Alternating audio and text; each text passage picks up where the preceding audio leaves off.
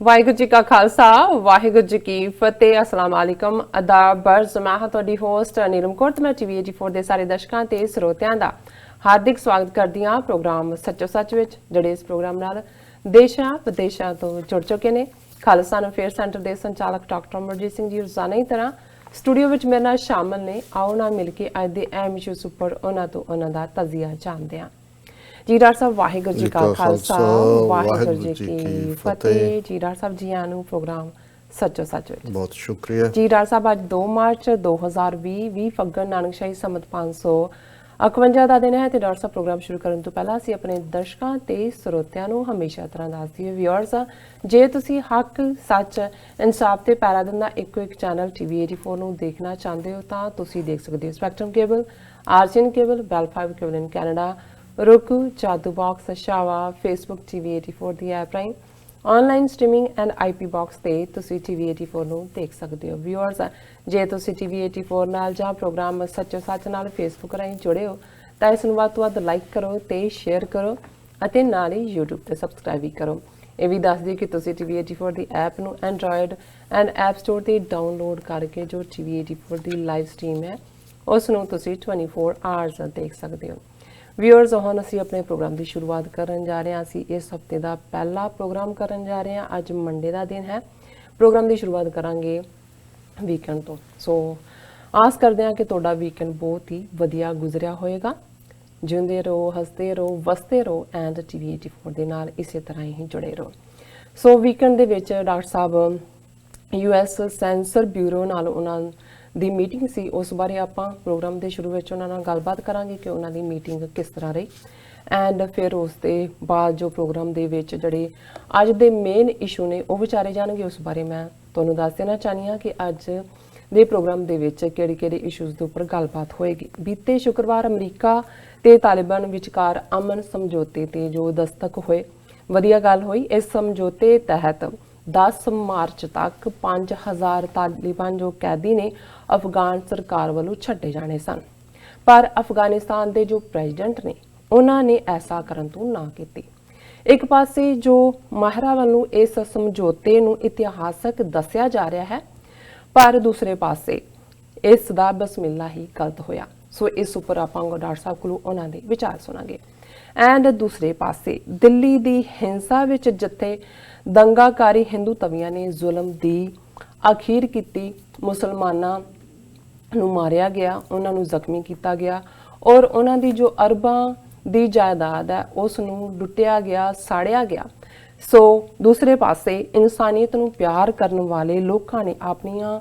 ਜਾਨਾਂ ਖਤਰੇ ਵਿੱਚ ਪਾ ਕੇ ਜੋ ਪੀੜਤ ਲੋਕ ਸਨ ਉਹਨਾਂ ਨੂੰ ਬਚਾਇਆ ਸਿੱਖ ਕੌਮ ਜਿੱਥੇ ਲੰਗਰ ਲਾਉਣ ਵਿੱਚ ਸਭ ਤੋਂ ਅੱਗੇ ਰਹੀ ਉੱਥੇ ਇੱਕ ਸਿੱਖ ਪਿਓ ਪੁੱਤਰ ਦੀ ਕਹਾਣੀ ਜਿਨ੍ਹਾਂ ਨੇ 40 ਤੋਂ ਜ਼ਿਆਦਾ ਮੁਸਲਮਾਨ ਵੀਰ ਭੈਣਾਂ ਨੂੰ ਆਪਣੀ ਜਾਨ ਦੀ ਬਾਜੀ ਲਗਾ ਕੇ ਬਚਾਇਆ ਇਹ ਜੋ ਵਿਸ਼ਾ ਹੈ ਜੋ ਪਿਓ ਪੁੱਤਰ ਦੀ ਜੋ ਕਹਾਣੀ ਹੈ ਉਹ ਮੀਡੀਆ ਦੇ ਵਿੱਚ ਕਾਫੀ ਚਰਚਾ ਦੇ ਵਿੱਚ ਹੈ ਸੋ ਇਸ ਉੱਪਰ ਆਪਾਂ ਡਾਕਟਰ ਕੋਲੋਂ ਉਹਨਾਂ ਦਾ ਤਜ਼ੀਆ ਜਾਣਾਂਗੇ ਐਂਡ ਫਿਰ ਹਮੇਸ਼ਾ ਤਰ੍ਹਾਂ ਜੋ ਕਸ਼ਮੀਰ ਮੁੱਦਾ ਹੈ 209 ਦਿਨ ਹੋ ਚੁੱਕੇ ਨੇ ਕਸ਼ਮੀਰ ਨੂੰ ਉਸੇ ਤਰ੍ਹਾਂ ਹੀ ਖੁੱਲੀ ਜੇਲ੍ਹ ਬਣਾਇਆ ਹੋਇਆ ਹੈ ਜੋ ਉਹਨਾਂ ਦੀਆਂ ਮੁੱਢਲੀਆਂ ਸਹੂਲਤਾਂ ਕਸ਼ਮੀਰੀਆਂ ਦੀਆਂ ਉਹਨਾਂ ਨੂੰ ਵਾਂਝਿਆ ਕੀਤਾ ਗਿਆ ਹੈ ਇਸ ਉੱਪਰ ਗੱਲਬਾਤ ਹੋਏਗੀ ਜੋ ਕਰੋਨਾ ਵਾਇਰਸ ਦਾ ਜੋ ਕਹਿਰ ਹੈ ਉਹ ਦੁਨੀਆ ਭਰ ਦੇ ਵਿੱਚ ਉਸੇ ਤਰ੍ਹਾਂ ਹੀ ਮੰਡਰਾ ਰਿਹਾ ਹੈ ਸੋ ਇਸ ਕਰੋਨਾ ਵਾਇਰਸ ਦੇ ਨਾਲ 3000 ਤੋਂ ਜ਼ਿਆਦਾ ਮੌਤਾਂ ਹੋ ਚੁੱਕੀਆਂ ਹਨ ਔਰ 90000 ਦੇ ਕੇਸ ਸਾਹਮਣੇ ਆ ਰਹੇ ਹਨ ਇਸ ਉੱਪਰ ਆਪਾਂ ਗੱਲਬਾਤ ਕਰਾਂਗੇ ਕਿ ਦੁਨੀਆ ਦੇ ਜੋ ਅੱਡ ਜੋ ਦੇਸ਼ ਨੇ ਉਹਨਾਂ ਦੀਆਂ ਸਰਕਾਰਾਂ ਇਸ ਨੂੰ ਬਚਾਉਣ ਲਈ ਵੱਖਰੇ ਉਪਰਾਲੇ ਕਰ ਰਹੇ ਹਨ ਪਰ ਦੂਸਰੇ ਪਾਸੇ ਜੋ ਬੀਜੇਪੀ ਦੇ ਇੱਕ MLA ਨੇ ਦਾ ਕਹਿਣਾ ਹੈ ਕਿ ਫਿਕਰ ਕਰਨ ਦੀ ਕੋਈ ਲੋੜ ਨਹੀਂ ਹੈ ਇਸ ਦੇ ਬਚਾਅ ਲਈ ਤੁਸੀਂ ਗਾਂ ਮਾਤਾ ਦਾ ਮੂਤਰ ਐਂਡ ਗੋਬਰ ਹੈ ਉਹ ਯੂਜ਼ ਕਰੋ ਸੋ ਇਸ ਉੱਪਰ ਆਪਾਂ ਡਾਕਟਰ ਸਾਹਿਬ ਕੋਲ ਉਹਨਾਂ ਦੇ ਵਿਚਾਰ ਸੁਣਾਂਗੇ ਸੋ ਤੁਹਾਡੀਆਂ ਲਿਖਤਾਂ ਹੋਣਗੀਆਂ ਫਿਰ ਪ੍ਰੋਗਰਾਮ ਦੇ ਐਂਡ ਦੇ ਵਿੱਚ ਆਪਾਂ ਗੱਲਬਾਤ ਕਰਾਂਗੇ ਰੂਹ ਦੀ ਖੁਰਾਕ ਗੁਰਬਾਣੀ ਵਿਚਾਰਾਂ ਦੀਆਂ ਸੋ ਅਸੀਂ ਚਾਹਾਂਗੇ ਤੁਸੀਂ ਸਟਾਰਟਿੰਗ ਤੋਂ ਲੈ ਕੇ ਐਂਡ ਤੱਕ ਸਾਡੇ ਨਾਲ ਇਸੇ ਤਰ੍ਹਾਂ ਹੀ ਬਣੇ ਰਹਿਣਾ ਦੇਖਣ ਸੁਣ ਲਈ ਤੁਹਾਡਾ ਸਭ ਦਾ ਬਹੁਤ ਸ਼ੁਕਰੀਆ ਜੀ ਡਾਕਟਰ ਸਾਹਿਬ, ਗੱਲਬਾਤ ਕਰਾਂਗੇ ਵੀਕਐਂਡ ਤੇ ਤੁਹਾਡਾ ਜੋ ਯੂਐਸ ਸੈਂਸਰ ਬਿਊਰੋ ਨਾਲ ਮੀਟਿੰਗ ਸੀ ਉਸ ਬਾਰੇ ਆਪਾਂ ਗੱਲਬਾਤ ਕਰਨ ਜਾ ਰਹੇ ਹਾਂ। Senses sorry. ਸੋ ਕਿਸ ਤਰ੍ਹਾਂ ਤੁਹਾਡੀ ਉਹ ਮੀਟਿੰਗ ਰਹੀ, ਇਸ ਬਾਰੇ ਆਪਾਂ ਤੁਹਾਡੇ ਵਿਚਾਰ ਜਾਣਨੇ ਚਾਹਾਂਗੇ। ਸੈਂਸਰ ਵਾਲੇ ਤਾਂ ਸਾਨੂੰ ਨੇੜੇ ਨਹੀਂ ਲੱਗਣ ਦਿੰਦੇ। ਉਹ ਤਾਂ ਕੀ ਫਾਈਲਾਂ ਬਣਾ ਕੇ ਬੈਠੇ ਨੇ, ਉਹ ਤਾਂ ਉਹਨਾਂ ਨੇ ਕਲਾਸੀਫਾਈ ਕਰਕੇ ਰੱਖੀਆਂ ਹੋਈਆਂ।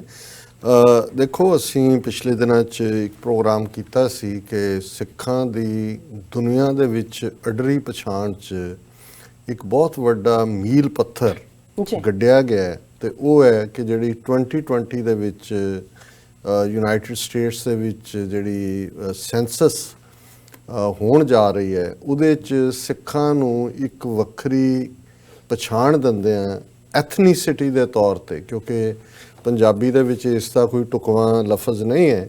ਐਥਨੀਸਿਟੀ ਦੇ ਵਿੱਚ ਧਰਮ ਵੀ ਸ਼ਾਮਲ ਹੁੰਦਾ ਹੈ, ਇੱਕੋ ਕਿਸਮ ਦੇ ਲੋਕ, ਕਿਉਂਕਿ ਇਹ ਸੋਸ਼ੋ ਕਲਚਰਲ ਟਰਮ ਹੈ।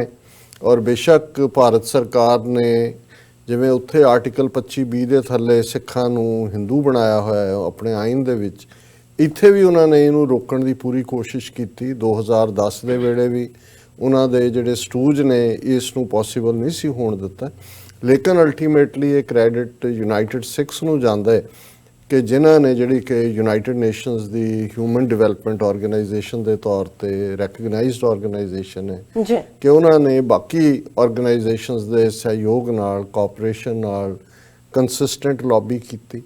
ਔਰ ਇਸ ਮੁੱਦੇ ਦੇ ਉੱਤੇ ਜਿਹੜਾ ਇੱਥੋਂ ਤੱਕ ਪਹੁੰਚੇ ਕਿ ਇਸ ਵਾਰ ਦੀ ਸੈਂਸਸ ਦੇ ਵਿੱਚ ਜਿੱਥੇ ਉਹਨਾਂ ਦੇ ਆਨਲਾਈਨ ਫਾਰਮ ਨੇ ਜਾਂ ਜਿਹੜੇ ਪ੍ਰਿੰਟਡ ਡੋਰ ਟੂ ਡੋਰ ਜਿਹਨਾਂ ਨੇ ਜਾਣਾ, ਉਹਦੇ 'ਚ ਜਿਹੜਾ ਰੇਸ ਦਾ ਖਾਨਾ ਹੈ ਉਸ ਦੇ ਵਿੱਚ ਜਿੱਥੇ ਅੱਗੇ ਸਾਰੇ ਹੀ ਏਸ਼ੀਅਨ ਇੰਡੀਅਨ ਦੀ ਕੈਟਾਗਰੀ 'ਚ ਆ ਜਾਂਦੇ ਸੀ ਔਰ ਉਹ ਆਪਣੀ ਆਬਾਦੀ ਕਈ ਮਿਲੀਅਨ ਬਣਾ ਦਿੰਦੇ ਸੀ, ਹੁਣ ਇੱਕ ਥੱਲੇ ਕਾਲਮ ਜਿਹਦੇ 'ਚ ਅਦਰ ਰੇਸ ਦੇ ਥੱਲੇ ਤੁਸੀਂ ਪੈਨ ਦੇ ਨਾਲ ਜੇ ਸਿੱਖ ਭਰਦੇ ਹੋ ਤੇ ਉਹ ਬਤੌਰੇ ਇੱਕ ਸੈਪਰੇਟ ਕੋਡ ਜਿਹੜਾ ਹੈ ਉਹ ਰੈਕਗਨਾਈਜ਼ ਹੋਏਗਾ।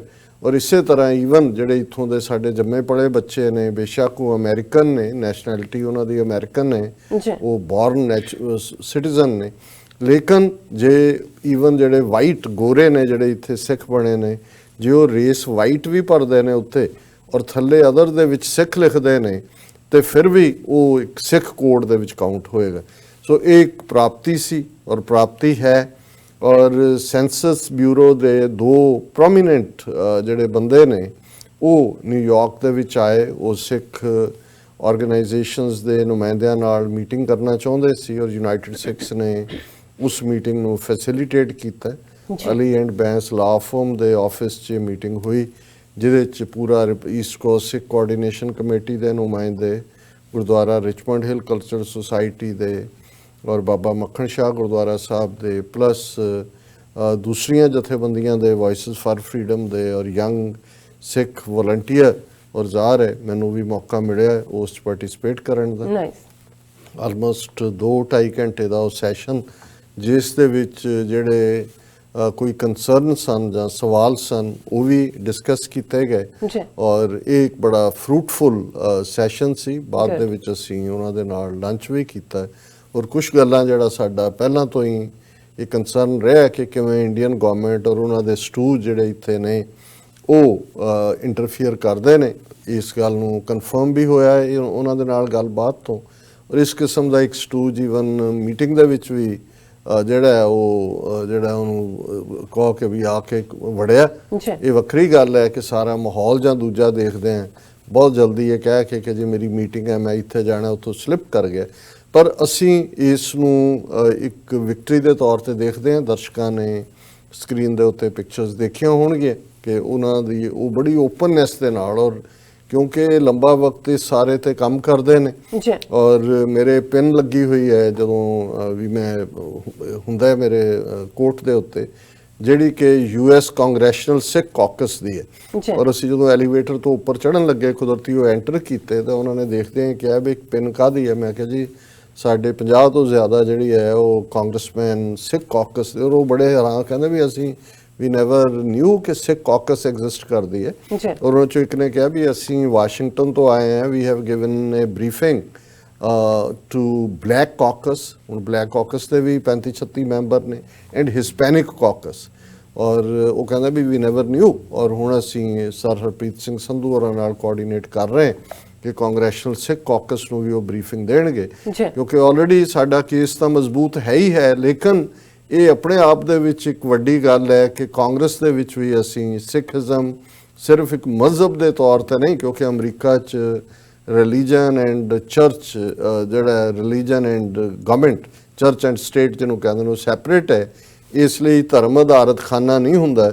ਪਰ ਜੇ ਇਸੇ ਤਰ੍ਹਾਂ ਕਾਕਸ ਵੀ ਧਰਮ ਆਧਾਰਿਤ ਨਹੀਂ ਹੈ, ਪਰ ਉੱਥੇ ਵੀ ਸਿੱਖਾਂ ਨੂੰ ਇੱਕ ਵੱਖਰੀ ਐਥਨੀਸਿਟੀ ਦੇ ਤੌਰ ਤੇ, ਔਰ ਇਹ ਗੱਲ ਬੜੀ ਭਾਰਤ ਕਿਉਂ ਵਿਰੋਧ ਕਰਦਾ, ਉੱਥੇ ਬੈਠੇ ਤਾਂ ਉਹਨਾਂ ਨੇ ਸਾਨੂੰ ਹਿੰਦੂ ਬਣਾਇਆ ਹੀ ਹੈ, ਇੱਥੇ ਵੀ ਕਿਉਂ ਕਰਦੇ ਨੇ, ਕਿਉਂਕਿ ਅਲਟੀਮੇਟਲੀ ਉਹਨਾਂ ਨੂੰ ਇਹ ਪਤਾ ਹੈ ਜੇ ਪਾਕਿਸਤਾਨ ਕਾਇਮ ਹੋਇਆ ਤੇ ਉਸ ਦਾ ਆਧਾਰ ਸੈਪਰੇਟ ਨੇਸ਼ਨ ਸੀ, ਔਰ ਜਦੋਂ ਤੁਸੀਂ ਉਹਨਾਂ ਦੀ ਗ੍ਰਿਫਤ ਚੋਂ ਨਿਕਲਦੇ ਹੋ ਇੱਕ ਮਜ਼ਹਬ ਹੀ ਨਹੀਂ, ਇੱਕ ਤਹਿਜ਼ੀਬ ਦੇ ਤੌਰ ਤੇ, ਇੱਕ ਐਥਨੀਸਿਟੀ ਦੇ ਤੌਰ ਤੇ, ਔਰ ਜਿਵੇਂ ਹਾਊਸ ਆਫ ਲਾਰਡਸ ਇੰਗਲੈਂਡ 'ਚ ਇੱਕ ਰੈਜ਼ੋਲੂਸ਼ਨ ਸੀ ਕਿ ਸਿੱਖਸ ਆਰ ਆਲਮੋਸਟ ਏ ਰੇਸ, ਤੁਸੀਂ ਉੱਥੇ ਤੱਕ ਪਹੁੰਚ ਜਾਂਦੇ ਹੋ ਤੇ ਤੁਹਾਡਾ ਜਿਹੜਾ ਨੇਸ਼ਨ ਦਾ ਜਿਹੜਾ ਕਲੇਮ ਹੈ ਉਹ ਮੱਚ ਮੋਰ ਸਟਰੋਂਗਰ ਹੁੰਦਾ ਹੈ। ਸੋ ਇਹ ਪ੍ਰੋਗਰਾਮ ਸਾਡੀ ਟੈਕਨੀਕਲ ਟੀਮ ਉੱਥੇ ਮੌਜੂਦ ਸੀ ਔਰ ਉਹਨਾਂ ਦੀ ਪਰਮਿਸ਼ਨ ਨਾਲ ਉਹ ਰਿਕਾਰਡ ਵੀ ਕੀਤਾ, ਔਰ ਅੱਜ 9:30 ਵਜੇ ਦੇ ਟਾਈਮ ਸਲੋਟ ਦੇ ਵਿੱਚ ਜਿਹੜੀ ਉਹਨਾਂ ਦੇ ਨਾਲ ਮੀਟਿੰਗ ਹੈ, ਔਰ ਉਹਨਾਂ ਨੇ ਇਹ ਵੀ ਹੈ ਕਿ ਇਸ ਦੇ ਲਈ ਬਹੁਤ ਸਾਰੇ ਲੋਕ ਹਾਇਰ ਕੀਤੇ ਜਾਣੇ ਨੇ।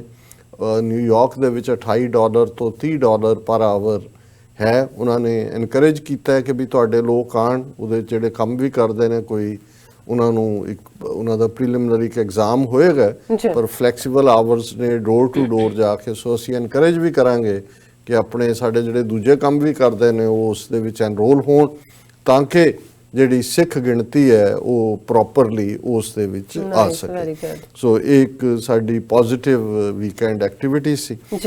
ਫਰਾਈਡੇ ਜਦੋਂ ਅਸੀਂ ਪ੍ਰੋਗਰਾਮ ਕੀਤਾ, ਜ਼ਾਹਰ ਹੈ ਕਿ ਉਸ ਤੋਂ ਜਦੋਂ ਅਸੀਂ ਰਾਤ ਗੱਲ ਕਰ ਰਹੇ ਸੀ, ਉਸ ਦੀ ਕਮਿੰਗ ਮਾਰਨਿੰਗ ਉੱਥੇ ਆਲਰੇਡੀ ਮਾਰਨਿੰਗ ਹੋ ਚੁੱਕੀ ਸੀ, ਔਰ ਦੋਹਾ ਕਤਰ ਦੇ ਵਿੱਚ ਅਮਰੀਕਾ ਦੇ secretary of state Mike Pompeo ਔਰ ਉਹਨਾਂ ਦੇ ਤਾਲਿਬਾਨ ਜਿਨ੍ਹਾਂ ਨੇ ਉਹਦੇ 'ਚ ਵੀ ਆਪਣਾ ਅਫੀਸ਼ੀਅਲ ਨਾਂ ਜਿਹੜਾ ਹੈ ਉਹ ਉਹਨਾਂ ਨੇ ਰਿਪਰੈਜ਼ੈਂਟ ਇਹੀ ਕੀਤਾ ਕਿ ਭਾਈ ਅਸੀਂ ਜਿਹੜਾ ਇਸਲਾਮਿਕ ਐਮੀਰੇਟ ਆਫ ਅਫਗਾਨਿਸਤਾਨ, ਇਹ ਜੋ ਕਿ ਉਦੋਂ ਅਸੀਂ ਉਸ ਦੀਆਂ ਵੱਡੀਆਂ ਜਿਹੜੀਆਂ ਸੰਭਾਵਨਾਵਾਂ ਤੇ ਗੱਲ ਕੀਤੀ। ਪਰ ਇੱਕ ਗੱਲ ਜਿਹੜੀ ਮੈਨੂੰ ਜਾ ਕੇ ਮੈਂ ਬਾਰ-ਬਾਰ ਦੇਖਿਆ ਕਿ ਵੀ ਇੱਕ ਪਾਸੇ ਤਾਲਿਬਾਨ ਦਹਿਸ਼ਤਗਰਦ ਕੈਟਾਗਰੀ 'ਚ ਯੂਨਾਈਟਿਡ ਨੇਸ਼ਨਸ ਦੀ ਸੈਂਕਸ਼ਨਸ ਤੋਂ ਲੈ ਕੇ ਉਹਨਾਂ ਦੇ ਲੀਡਰ ਭਾਵੇਂ ਇੰਡੀਵਿਜੂਅਲੀ ਜਿਹੜੇ ਨੇ ਬਹੁਤ ਸਾਰੇ ਦਹਿਸ਼ਤਗਰਦ ਇੰਟਰਨੈਸ਼ਨਲਿਸਟ ਪਾਏ ਹੋਏ ਸੀ, ਹੁਣ ਉਹਨਾਂ ਦੇ ਨਾਲ ਅਮਰੀਕਾ ਆਲਮੋਸਟ ਸਮਝੌਤਾ ਕਰ ਰਿਹਾ ਜਿਹੜਾ 19-20 ਸਾਲ ਬਾਅਦ। ਪਰ ਉਸ ਤੋਂ ਪਹਿਲਾਂ ਜਦੋਂ ਉਹਨਾਂ ਦੀ ਹਕੂਮਤ ਸੀ ਤਾਲਿਬਾਨ ਦੀ, ਉਹਨਾਂ ਦਾ ਜਿਹੜਾ ਅਫੀਸ਼ੀਅਲ ਨਾਂ ਹੈ ਇਸਲਾਮਿਕ ਐਮੀਰੇਟ ਆਫ ਅਫਗਾਨਿਸਤਾਨ ਸੀ, ਜਿਹਨੂੰ ਪਾਕਿਸਤਾਨ ਨੇ, ਸਾਊਦੀ ਅਰੇਬੀਆ ਨੇ ਔਰ UAE ਨੇ ਰੈਕਗਨਾਈਜ਼ ਕੀਤਾ ਹੋਇਆ ਸੀ। ਸੋ ਤਾਲਿਬਾਨ ਨੇ ਇਹ ਗੱਲ ਵੀ ਅਮਰੀਕਨਾਂ ਦੇ ਸੰਗ ਚੋਂ ਲੰਘਾਈ ਹੈ ਕਿ ਅਸੀਂ, ਅਮਰੀਕਨਾਂ ਨੇ ਤਾਂ ਉਹੀ ਤਾਲਿਬਾਨ ਜਿਨ੍ਹਾਂ ਨੂੰ ਕੱਲ ਤੱਕ ਉਹ ਦਹਿਸ਼ਤਗਰਦ ਸੀ, ਅੱਜ ਉਹ ਜਿਹੜੇ ਨੇ ਤਾਲਿਬਾਨ ਲੀਡਰ ਨੇ ਔਰ ਵੁੱਡ ਬੀ ਗਵਰਨਮੈਂਟ ਹੈ। ਸੋ ਅਮਰੀਕਾ ਨੇ ਤਾਂ ਇਹ 3 ਸਟੈਪਸ ਡੀਲ ਕੇ, ਪਰ ਜ਼ਾਹਰ ਹੈ ਕਿ ਉਹਨਾਂ ਨੇ ਆਪਣਾ ਮੌਕਫ ਨਹੀਂ ਛੱਡਿਆ ਔਰ ਰਿਪੀਟਡਲੀ ਉਹਨਾਂ ਨੇ ਉਹੀ ਲਫ਼ਜ਼ ਇਸਤੇਮਾਲ ਕੀਤਾ ਔਰ ਉਹ ਐਗਰੀਮੈਂਟ ਸਾਈਨ ਹੋਇਆ। ਜ਼ਾਹਰ ਹੈ ਕਿ CNN ਦੀ ਖਬਰ ਸੀ ਕਿ 45 ਤੋਂ ਜ਼ਿਆਦਾ ਦੇਸ਼ਾਂ ਦੇ ਫੋਰਨ ਮਿਨਿਸਟਰ ਜਾਂ ਨੁਮਾਇੰਦੇ ਵੀ ਉੱਥੇ ਬੈਠੇ ਸੀ, ਸ਼ਾਮਲ ਸੀ, ਔਰ ਜਿਹੜੀਆਂ ਬ੍ਰੌਡਰ ਟਰਮਸ ਨੇ ਉਸ ਦਾ ਜ਼ਿਕਰ ਅਸੀਂ ਫਰਾਈਡੇ ਦੇ ਪ੍ਰੋਗਰਾਮ 'ਚ ਕੀਤਾ ਸੀ ਕਿ ਬਈ ਅਲਟੀਮੇਟਲੀ ਇਹ ਕੀ ਹੋਣ ਜਾ ਰਿਹਾ, ਔਰ ਇਸ ਬਾਰੇ ਵੀ ਜਿਹੜਾ ਔਰ ਇਹ ਸਾਡਾ ਜਿਹੜਾ ਸੈਗਮੈਂਟ ਸੀ ਫਰਾਈਡੇ ਦਾ, ਉਹਨੂੰ ਸਾਡੇ ਦਰਸ਼ਕਾਂ ਵੱਲੋਂ ਬਹੁਤ ਸਰਾਹਿਆ ਗਿਆ। ਇਨ ਥਾਊਜ਼ੈਂਡਸ ਸ਼ੇਅਰਸ ਨੇ, ਕਾਮੈਂਟਸ ਨੇ ਔਰ ਕਾਫੀ ਐਪਰੀਸ਼ੀਏਸ਼ਨ ਦਾ, ਕਿਉਂਕਿ ਉਸ ਸਾਰੇ ਪਾਰਟ ਦੇ ਵਿੱਚ ਅਸੀਂ ਅਫਗਾਨ ਟਰਾਈਬਸ ਦੀ ਹਿਸਟਰੀ, ਉਹਨਾਂ ਦੀ ਫੀਅਰਸਲੀ ਇੰਡੀਪੈਂਡੈਂਟ ਸਪਿਰਿਟ ਔਰ ਕਿਵੇਂ ਉਹਨਾਂ ਨੇ 20ਵੀਂ ਸਦੀ ਦੇ ਵਿੱਚ 3 ਵੱਡੇ ਐਮਪਾਇਰ ਜਿਹੜੇ 19ਵੀਂ ਸਦੀ 'ਚ ਅੰਗਰੇਜ਼ਾਂ ਦੇ ਨਾਲ, ਜੇ 19ਵੀਂ 20ਵੀਂ ਦੋਨੋਂ ਜੋੜ ਸਕਦੇ ਹੋ, ਬ੍ਰਿਟਿਸ਼ ਐਮਪਾਇਰ, ਸੋਵੀਅਤ ਐਮਪਾਇਰ ਔਰ ਅਮਰੀਕਾ, ਉਹਨਾਂ ਨੂੰ ਸ਼ਿਕਸਤ ਦਿੱਤੀ ਹੈ। ਕੁਦਰਤੀ ਮੈਂ ਇੱਕ ਪੁਰਾਣਾ ਇੰਟਰਵਿਊ ਗੁਲ ਹਮੀਦ ਜਿਹੜੇ ਉਹਨਾਂ ਦੇ ISI ਦੇ ਚੀਫ ਵੀ ਰਹੇ, ਉਹ ਇੱਕ ਪ੍ਰੋਗਰਾਮ 'ਚ ਕਹਿ ਰਹੇ ਸੀ ਕਿ ਵੀ ਉਹਨਾਂ ਨੇ ਤਾਂ ਆਪਣੀ ਪਾਕਿਸਤਾਨ ਦੀ ਜਿਹੜੀ ਇੰਟੈਲੀਜੈਂਸ ਏਜੰਸੀ ISI ਦੇ ਹਵਾਲੇ ਨਾਲ ਗੱਲ ਕੀਤੀ, ਪਰ ਜ਼ਾਹਰ ਹੈ ਇਸ ਸਾਰੇ ਦੇ ਵਿੱਚ ਜੇ ਅਫਗਾਨ ਤਾਲਿਬਾਨ ਕਾਮਯਾਬੀ ਤੱਕ ਪਹੁੰਚੇ ਸੋਵੀਅਤ ਯੂਨੀਅਨ ਨੂੰ ਹਰਾਉਣ ਵੇਲੇ ਵੀ, ਤੇ ਪਾਕਿਸਤਾਨ ਦਾ ਉਹਦੇ 'ਚ ਇੱਕ ਸੈਂਟਰਲ ਰੋਲ ਸੀ, ਔਰ ਹੁਣ ਵੀ, ਹੁਣ ਦੀ ਇਸ ਲੜਾਈ ਦੇ ਵਿੱਚ ਵੀ ਔਰ ਸਮਝੌਤੇ ਦੇ ਵਿੱਚ ਵੀ, ਕਿਉਂਕਿ ਜਦੋਂ ਤੁਸੀਂ ਜੇਤੂ ਹੋ ਰਹੇ ਹੁੰਦੇ ਹੋ, ਤਾਲਿਬਾਨ ਨੇ ਆਲਰੇਡੀ 65-70% ਟੈਰੀਟਰੀ ਉਹਨਾਂ ਦੇ ਕੋਲ ਹੈ, ਤੇ ਫਿਰ ਜਿਹੜਾ ਹਾਰ ਰਿਹਾ ਹੁੰਦਾ ਹੈ ਜਾਂ ਜਿਹੜਾ ਲੂਜ਼ਰ ਹੁੰਦਾ ਹੈ ਜਾਂ ਜਿਹੜਾ ਫਸਿਆ ਹੁੰਦਾ ਹੈ, ਉਹਦਾ ਇੰਟਰਸਟ ਹੁੰਦਾ ਹੈ ਕਿ ਗੱਲਬਾਤ ਹੋਏ। ਸੋ ਜ਼ਾਹਰ ਹੈ ਵਰਚੁਅਲੀ ਅਮਰੀਕਾ ਨੇ ਗੱਲਬਾਤ ਬੈਗੀ ਕੀਤੀ, ਔਰ ਇਮਰਾਨ ਖਾਨ ਦੀ ਹਕੂਮਤ, ਕਿਉਂਕਿ ਇਮਰਾਨ ਖਾਨ ਦੀ ਆਪਣੀ ਕ੍ਰੈਡੀਬਿਲਿਟੀ ਸੀ ਇਸ ਨੁਕਤੇ ਤੋਂ ਵੀ ਕਿ ਇਮਰਾਨ ਖਾਨ ਬਾਈ ਕਨਵਿਕਸ਼ਨ ਇਹ ਬਿਲੀਵ ਕਰਦਾ ਹੈ ਕਿ ਜੰਗ ਮਸਲੇ ਦਾ ਹੱਲ ਨਹੀਂ ਹੈ, ਔਰ ਅਫਗਾਨਾਂ ਦੇ ਮਾਮਲੇ 'ਚ ਬੇਸ਼ੱਕ ਉਹ ਅਮਰੀਕਾ ਦਾ ਅਫਗਾਨਾਂ ਤੋਂ ਬਿਨਾਂ ਵੀ 2003 ਦੇ ਵਿੱਚ ਜਦੋਂ ਇਰਾਕ ਦੇ ਉੱਤੇ ਅਟੈਕ ਕੀਤਾ ਅਮਰੀਕਨ ਫੌਜ ਨੇ, ਔਰ ਲੰਡਨ ਦੇ ਵਿੱਚ ਹਜ਼ਾਰਾਂ ਲੱਖਾਂ ਲੋਕ ਰਾਦਰ 8-10 ਲੱਖ ਦੇ ਲੋਕ ਕਰੀਬ ਲੋਕ ਇਕੱਠੇ ਹੋਏ, ਪ੍ਰੋਟੈਸਟ ਹੋਇਆ, ਔਰ ਉਹਦੇ 'ਚ ਵੀ ਇਮਰਾਨ ਖਾਨ ਲੰਡਨ 'ਚ ਈਵਨ ਉਸ ਪਾਕਿਸਤਾਨੀਆਂ ਦੇ ਇੱਕ ਵੱਡੇ ਗਰੁੱਪ ਨੂੰ ਲੀਡ ਕਰ ਰਹੇ ਸੀ ਕਿ ਇਹ ਜੰਗ ਠੀਕ ਨਹੀਂ ਹੈ, ਔਰ ਕਿਉਂਕਿ ਉਸ ਵੇਲੇ ਟੋਨੀ ਬਲੇਅਰ ਉਹ ਜੂਨੀਅਰ ਬੁਸ਼ ਦੇ ਨਾਲ ਸੀ ਲੱਗੇ ਹੋਏ, ਔਰ ਉਹਨੇ ਸਪੋਰਟ ਕੀਤਾ ਸੀ। ਔਰ ਅਫਗਾਨਾਂ ਦੇ ਮਾਮਲੇ 'ਚ ਤਾਲਿਬਾਨ ਦੇ ਜਾਂ ਇਹ ਸਾਰੇ ਦੇ ਇਮਰਾਨ ਖਾਨ ਦਾ ਪਹਿਲੇ ਦਿਨ ਤੋਂ ਹੀ ਰਿਹਾ ਕਿ ਉਹਨਾਂ ਨੇ ਕਿਹਾ ਵੀ ਮੈਂ ਖੁਦ ਪਠਾਨ ਹੈ, ਮੈਨੂੰ ਪਤਾ ਹੈ ਜੋ ਤੁਸੀਂ ਕਰ ਰਹੇ ਹੋ ਇਹਦੇ ਨਾਲ ਤੁਸੀਂ ਇੱਥੇ ਕਦੇ ਵੀ ਨਹੀਂ ਜਿੱਤ ਸਕਦੇ। ਔਰ ਜਦੋਂ ਹਮੇਸ਼ਾ ਹੀ ਇਸ 18-19 ਸਾਲ ਦੇ ਪੀਰੀਅਡ 'ਚ ਹੁੰਦਾ, ਚਲੋ 1.5 ਸਾਲ ਤੋਂ ਹਕੂਮਤ 'ਚ ਨੇ, ਉਸ ਤੋਂ ਪਹਿਲਾਂ ਇਸ ਜੰਗ ਦੇ ਖਿਲਾਫ ਕਹਿੰਦੇ ਸੀ, ਤੇ ਵੈਸਟਰਨ ਮੀਡੀਆ ਵੀ ਔਰ ਉੱਥੇ ਵੀ ਜਿਹੜੇ ਉਹਨਾਂ ਦੇ ਸਟੂਜ ਇਨਕਲੂਡਿੰਗ ਇੰਡੀਆ, ਉਹ ਉਹਨਾਂ ਨੂੰ ਇਮਰਾਨ ਖਾਨ ਦੀ ਥਾਂ ਤੇ ਤਾਲਿਬਾਨ ਖਾਨ ਕਹਿੰਦੇ ਸੀ। ਪਰ ਮੈਂ ਸਮਝਦਾ ਵੀ ਇਹ ਕਈ ਵਾਰੀ ਆਈਡੀਓਲੋਜੀ ਦੀ ਜਿੱਤ ਜਿਹੜੀ ਹੈ ਇਹ ਵੱਡੀ ਗੱਲ ਹੁੰਦੀ ਹੈ, ਇਹ ਇਸ ਆਈਡੀਆ ਦੇ ਵੀ ਜਿੱਤ ਹੈ ਕਿ ਅਲਟੀਮੇਟਲੀ ਗੱਲਬਾਤ ਦੇ ਰਾਹੀਂ ਜਿਹੜਾ ਹੈ ਉਹ ਅਮਰੀਕਾ ਨੇ ਇੱਕ ਆਨਰੇਬਲ ਜਿਹਨੂੰ ਕਹੋ ਕਿ ਸਰੈਂਡਰ ਕੀਤਾ।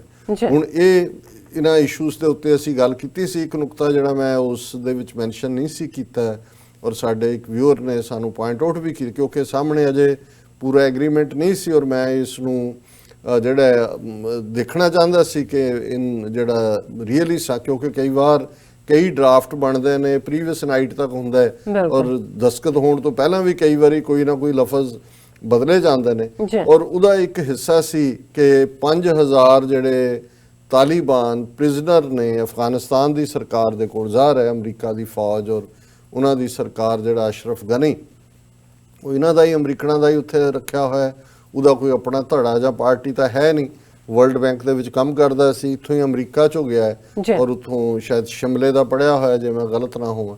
ਸੋ ਉਹਨੇ ਇਹ ਜਿਹੜੇ ਨੇ 10 ਮਾਰਚ ਤੱਕ 5000 ਜਿਹੜੇ ਕੈਦੀ ਤਾਲਿਬਾਨ ਨੇ ਉਹ ਇਹਨੇ ਛੱਡਣੇ ਸੀ ਅਫਗਾਨਿਸਤਾਨ ਸਰਕਾਰ ਨੇ, ਔਰ 1000 ਦੇ ਕਰੀਬ ਜਿਹੜੇ ਅਫਗਾਨ ਫੌਜ ਦੇ ਕੈਦੀ ਜਿਹੜੇ ਕਿ ਤਾਲਿਬਾਨ ਦੇ ਕੋਲ ਨੇ ਉਹਨਾਂ ਨੇ ਛੱਡਣੇ ਸੀ।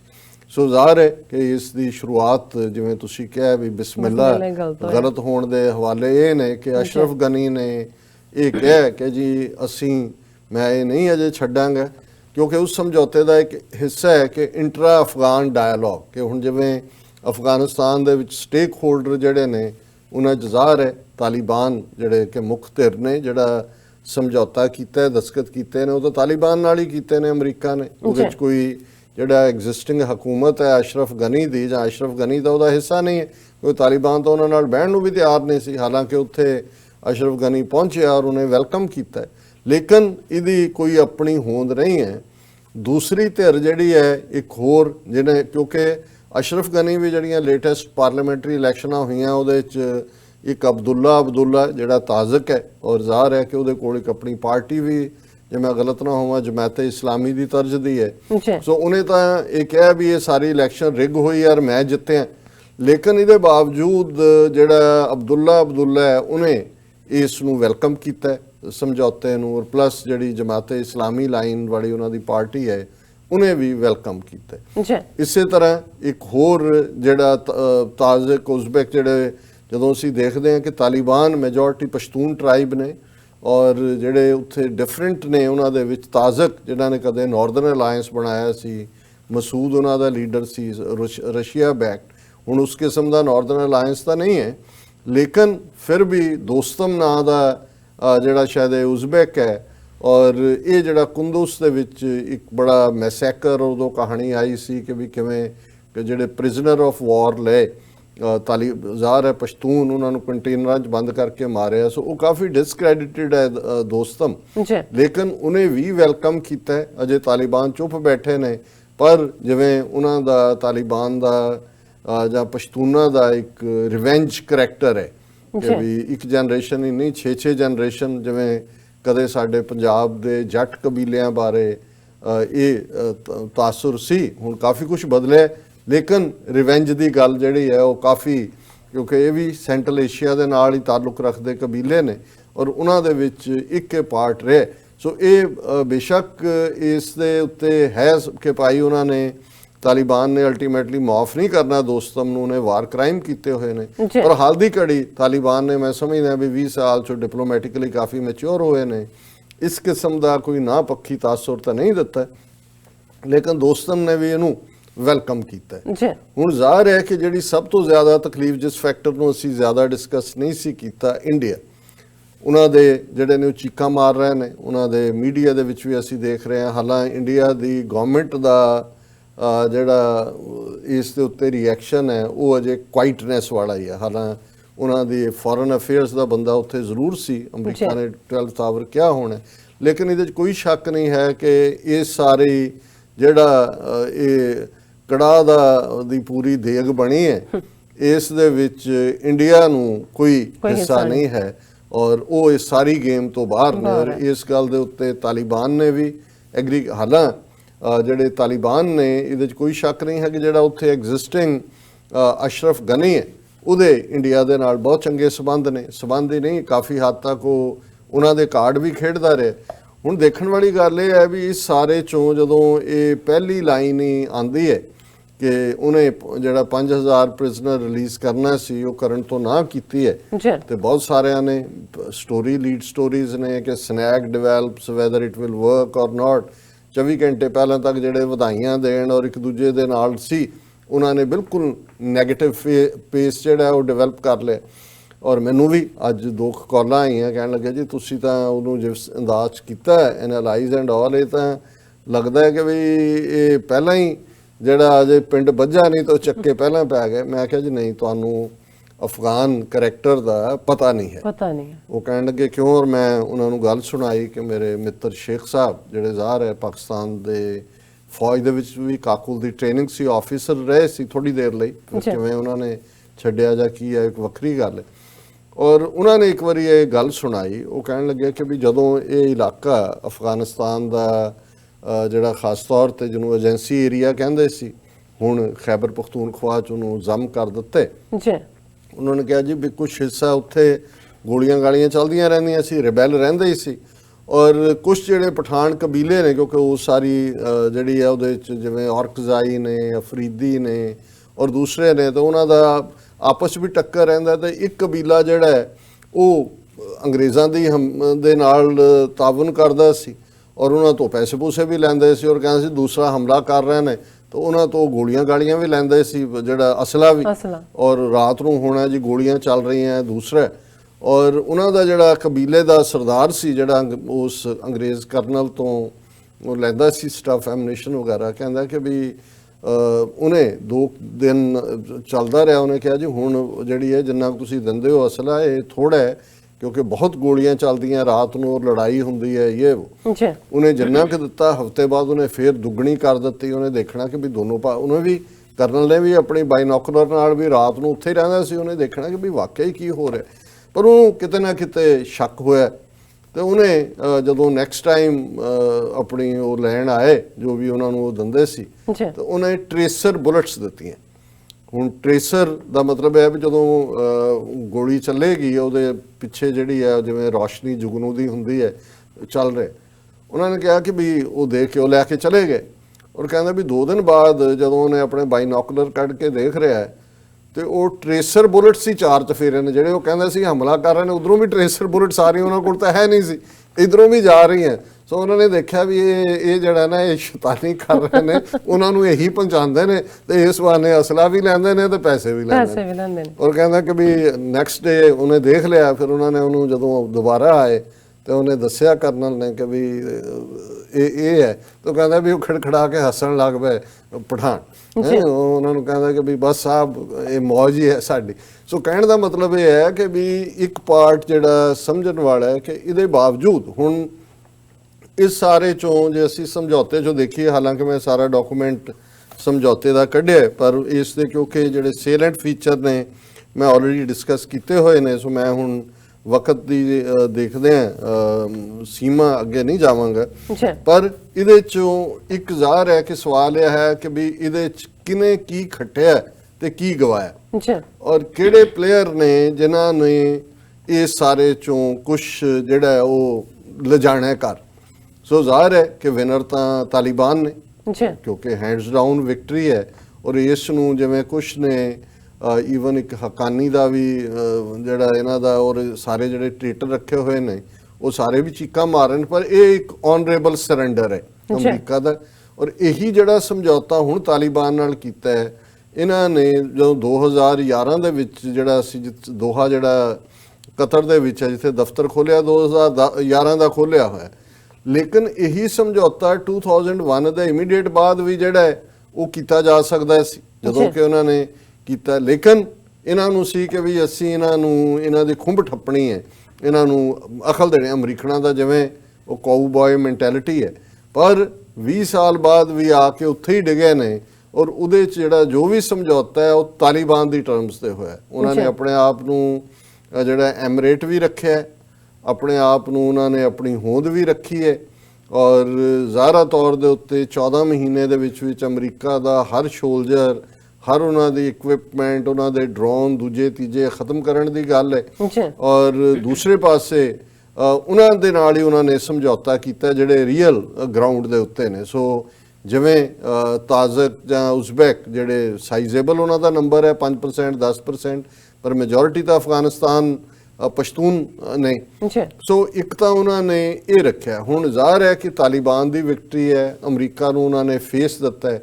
ਔਰ ਕੱਲਾ ਫੇਸ ਹੀ ਨਹੀਂ, ਜੇ ਹੁਣ ਅਸੀਂ ਕੁੱਲ ਮਿਲਾ ਕੇ ਦੇਖੀਏ ਕਿ ਅਫਗਾਨਿਸਤਾਨ ਦੇ ਵਿੱਚ ਉਹਨਾਂ ਦਾ 800 ਮਿਲੀਅਨ ਤੋਂ ਲੈ ਕੇ $1 ਬਿਲੀਅਨ ਤੱਕ ਦਾ ਸਾਰਾ ਬਜਟ ਹੈ, ਇੰਨੀ ਕੁ ਉਹਨਾਂ ਦੀ ਐਕਸਪੋਰਟ ਹੁੰਦੀ ਹੈ। ਲੇਕਿਨ ਜਿਹੜੀ ਉਹਨਾਂ ਦੀ ਇੰਪੋਰਟ ਹੈ ਇਸ ਸਾਲ ਦੀ ਉਹ $6 ਬਿਲੀਅਨ ਦੀ ਹੈ।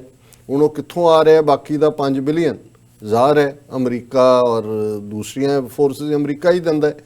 ਹੁਣ ਅਫਗਾਨ ਜਦੋਂ ਨੈਗੋਸ਼ੀਏਸ਼ਨ ਦੇ ਵੀ ਮਾਸਟਰ ਨੇ, ਬਹਾਦਰੀ ਤਾਂ ਹੈ ਹੀ ਹੈ, ਪਰ ਇਸ ਦੇ ਨਾਲ ਨਾਲ ਉਹਨਾਂ ਨੂੰ ਇਹ ਵੀ ਪਤਾ ਹੈ ਵੀ ਫਾਈਨੈਂਸ਼ੀਅਲੀ ਜਿਹੜਾ ਕਿਵੇਂ ਮਫਾਦ ਲੈਣਾ ਹੈ। ਵਪਾਰੀ ਵੀ ਨੇ ਅਫਗਾਨ, ਚੀਨੀਆਂ ਵਾਂਗ ਦੁਨੀਆ ਦੇ ਪੁਰਾਣੇ ਵਪਾਰੀਆਂ ਚੋਂ ਆਉਂਦੇ ਨੇ। ਸੋ ਇਸ ਸਾਰੇ ਦੇ ਨਾਲ ਇਹ ਹੈ ਵੀ ਜਿਹੜੀ ਗਲਤੀ ਪਹਿਲਾਂ ਅਮਰੀਕਾ ਨੇ ਕੀਤੀ ਸੋਵੀਅਤ ਯੂਨੀਅਨ ਦੇ ਨਾਲ ਲੜਨ ਵਾਲਿਆਂ ਨੂੰ 1988 'ਚ ਅਬੈਂਡਨ ਕਰ ਦਿੱਤਾ, ਫਿਰ ਸਿਵਲ ਵਾਰ ਚੱਲਦੀ ਰਹੀ, ਉਹ ਐਤਕੀ ਇਹ ਵੀ ਨਹੀਂ ਕਰਨਾ ਚਾਹੁੰਦੇ ਤੇ ਤਾਲਿਬਾਨ ਵੀ ਚਾਹੁੰਦੇ ਨੇ ਕਿ ਭਾਈ ਲਿਆਓ ਪੈਸੇ ਸੁੱਟੋ।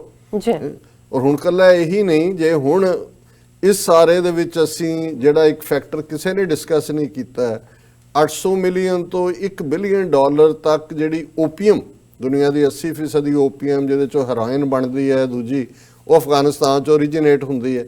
ਜਦੋਂ ਤਾਲਿਬਾਨ ਦੀ ਹਕੂਮਤ ਸੀ ਉਹਨਾਂ ਨੇ ਇਸ ਦੇ ਉੱਤੇ, ਕਿਉਂਕਿ ਮਜ਼ਹਬੀ ਤੌਰ ਦੇ ਉੱਤੇ ਅਗੇਂਸਟ ਹੈ ਇਸਲਾਮਿਕ ਦੂਜੇ ਦੇ, ਹਾਲਾਂਕਿ ਇਹ ਤਾਂ ਨਹੀਂ ਹੈ ਵੀ ਉੱਥੇ ਕਣਕ ਤੇ ਝੋਨਾ ਹੋਣਾ ਹੈ, ਲੇਕਿਨ ਉਹਨਾਂ ਦੇ ਵੇੜੇ ਜਿਹੜਾ ਔਰ UN ਦੀਆਂ ਆਪਣੀਆਂ ਰਿਪੋਰਟਸ ਨੇ ਓਪੀਅਮ ਦੀ ਖੇਤੀ 'ਚ ਬਹੁਤ ਕਮੀ ਆਈ ਸੀ। ਔਰ ਇਹ ਸਾਰੇ ਪੀਰੀਅਡ 'ਚ ਜਿੰਨੇ ਵੀ ਹੁਣ ਇਹ ਸਾਲ ਲੰਘੇ ਨੇ ਉੱਥੇ ਬਹੁਤ ਜ਼ਿਆਦਾ। ਹੁਣ ਇਹ ਵੀ ਜਿਹੜੇ ਉੱਥੇ ਇੱਕ ਫੈਕਟਰ ਇਹਨਾਂ ਫੈਕਸ਼ਨਸ ਤੋਂ ਇਲਾਵਾ ਤਾਲਿਬਾਨ ਜਾਂ ਅਸ਼ਰਫ ਗਨੀ ਜਾਂ ਅਬਦੁੱਲਾ ਜਾਂ ਦੋਸਤਮ ਤੋਂ ਇਲਾਵਾ ਜਿਹੜਾ ਇੱਕ ਫੈਕਟਰ ਵਾਰਲॉर्ड्स ਦੇ ਜਿਹੜੇ ਵਾਰਲॉर्ड ਕੰਟਰੋਲ ਕਰਦੇ ਨੇ ਓਪੀਅਮ ਦੀ ਖੇਤੀ ਨੂੰ, ਉਹ ਵੀ ਇੱਕ ਫੈਕਟਰ ਹੈ। ਸੋ ਜ਼ਾਹਰ ਹੈ ਕਿ ਫਿਰ ਹੁਣ ਅਸੀਂ ਇਰਾਨੀਅਨ ਇੰਟਰਸਟ ਦੇਖੀਏ, ਕਿਉਂਕਿ ਹਜ਼ਾਰੇ ਜਿਹੜਾ ਟਰਾਈਬ ਹੈ ਸ਼ੀਆ ਨੇ, ਉਹ ਈਰਾਨ ਦਾ ਉਹਦੇ 'ਚ ਇੰਟਰਸਟ ਹੈ, ਉਹਦੇ 'ਚ ਰਸ਼ੀਅਨ ਇੰਟਰਸਟ ਵੀ ਹੈ, ਉਹਦੇ 'ਚ ਤੁਰਕ ਓਰੀਜਨ ਦੇ ਵੀ ਨੇ, ਦੋਸਤਮ ਤੁਰਕ ਦਾ ਇਸਤੰਬੁਲ ਔਰ ਦੂਜੇ 'ਚ ਵੀ ਬੇਸ ਹੈ। ਸੋ ਇੱਕ ਗੱਲ ਦੇਖਣ ਵਾਲੀ ਹੈ ਕਿ ਇਹ ਇੱਕ ਲਾਰਜਰ ਫਰੇਮਵਰਕ ਹੈ ਜਿਸ ਦੇ ਵਿੱਚ ਸਮਝੌਤਾ ਹੋਇਆ ਹੈ, ਲੇਕਿਨ ਇਹ ਕਦੇ ਕਿਸੇ ਨੇ ਨਹੀਂ ਕਿਹਾ ਕਿ ਵੀ ਇਹਦੇ 'ਚ ਜਿਹੜਾ ਸ਼ੈਤਾਨ ਹੈ ਜਾਂ ਜਿਹਦੇ ਵੈਸਟਡ ਇੰਟਰਸਟ ਨੇ ਉਹ ਉਹਦੇ 'ਚ ਕੋਈ ਗੜਬੜੀ ਨਹੀਂ ਕਰ ਸਕਦੇ, ਕਰਨਗੇ। ਪਰ ਕਿਉਂਕਿ ਵੱਡੀਆਂ ਧਿਰਾਂ ਜਿਹੜੀਆਂ ਨੇ ਜਿਨ੍ਹਾਂ 'ਚ ਅਮਰੀਕਾ ਹੈ, ਜਿਨ੍ਹਾਂ 'ਚ ਜ਼ਾਹਰ ਹੈ ਪਾਕਿਸਤਾਨ ਨੇ ਇਹ ਸਮਝੌਤਾ ਫੈਸਿਲੀਟੇਟ ਕੀਤਾ ਔਰ ਤਾਲਿਬਾਨ ਨੇ, ਉਹ ਇੱਕ ਪਾਸੇ ਨੇ ਜਿਹੜਾ ਅਸ਼ਰਫ ਗਨੀ ਹੈ ਉਹ ਤਾਂ ਮੈਂ ਸਮਝਦਾ ਵੀ ਜੇ ਇਸ ਸਮਝੌਤੇ 'ਚ ਇੱਕ ਮੱਧ ਉਹ ਹੋਰ ਲਿਖਾ ਲੈਂਦਾ ਕਿ ਜੀ ਮੈਂ ਆਪਣਾ ਅਸਤੀਫਾ ਦੇ ਰਿਹਾ ਤੇ ਮੈਨੂੰ ਵਾਪਸ ਵਰਲਡ ਬੈਂਕ 'ਚ ਨੌਕਰੀ ਤੇ ਲੈ ਚਲੋ, ਉਹ ਜ਼ਿਆਦਾ ਬਿਹਤਰ ਹੁੰਦਾ ਹੈ। ਪਤਾ ਨਹੀਂ ਕਿਉਂ ਕਈ ਵਾਰ ਲੋਕ ਤਾਰੀਖ ਤੋਂ ਸਿੱਖਦੇ ਨਹੀਂ ਨੇ ਕਿ ਵੀ ਜੋ ਹਾਲ ਨਜ਼ੀਬੁੱਲਾ ਦਾ, ਜਿਹਨੂੰ ਸੋਵੀਅਤ ਯੂਨੀਅਨ ਵਾਲਿਆਂ ਨੇ ਜਦੋਂ ਵਿਦਡਰਾ ਕੀਤਾ ਉਹ ਛੱਡ ਗਿਆ ਉਹਨੂੰ, ਔਰ ਉਹ ਬਾਅਦ 'ਚ ਕਿੰਨੇ ਘੰਟਿਆਂ ਦੇ ਵਿੱਚ ਹੀ ਉਹਨਾਂ ਨੇ ਫੜ ਕੇ ਕਾਬਲ ਜਦੋਂ ਕੰਟਰੋਲ ਕੀਤਾ ਤਾਂ ਖੰਭੇ ਨਾਲ ਲਟਕਾ ਦਿੱਤਾ ਸੀ। ਹੁਣ ਇਸੇ ਤਰ੍ਹਾਂ ਜਦੋਂ ਅਮਰੀਕਾ ਨਿਕਲਿਆ ਵੀਅਤਨਾਮ 'ਚੋਂ, ਸਾਊਥ ਵੀਅਤਨਾਮ 'ਚੋਂ, ਸੋ ਜ਼ਾਹਰ ਹੈ ਆਪਣੇ ਵੱਲੋਂ ਤਾਂ ਸਮਝੌਤਾ ਸੀ, ਉਹਨਾਂ ਨੂੰ ਜਿਹੜਾ ਉਹਨਾਂ ਨੂੰ ਇਹ ਯਕੀਨ ਕਰਵਾਇਆ ਸੀ ਸਾਊਥ ਵੀਅਤਨਾਮ ਨੂੰ ਕਿ ਜੀ ਅਸੀਂ ਸੈਗੋਨ ਨੂੰ ਪ੍ਰੋਟੈਕਟ ਕਰਾਂਗੇ ਫੌਜ।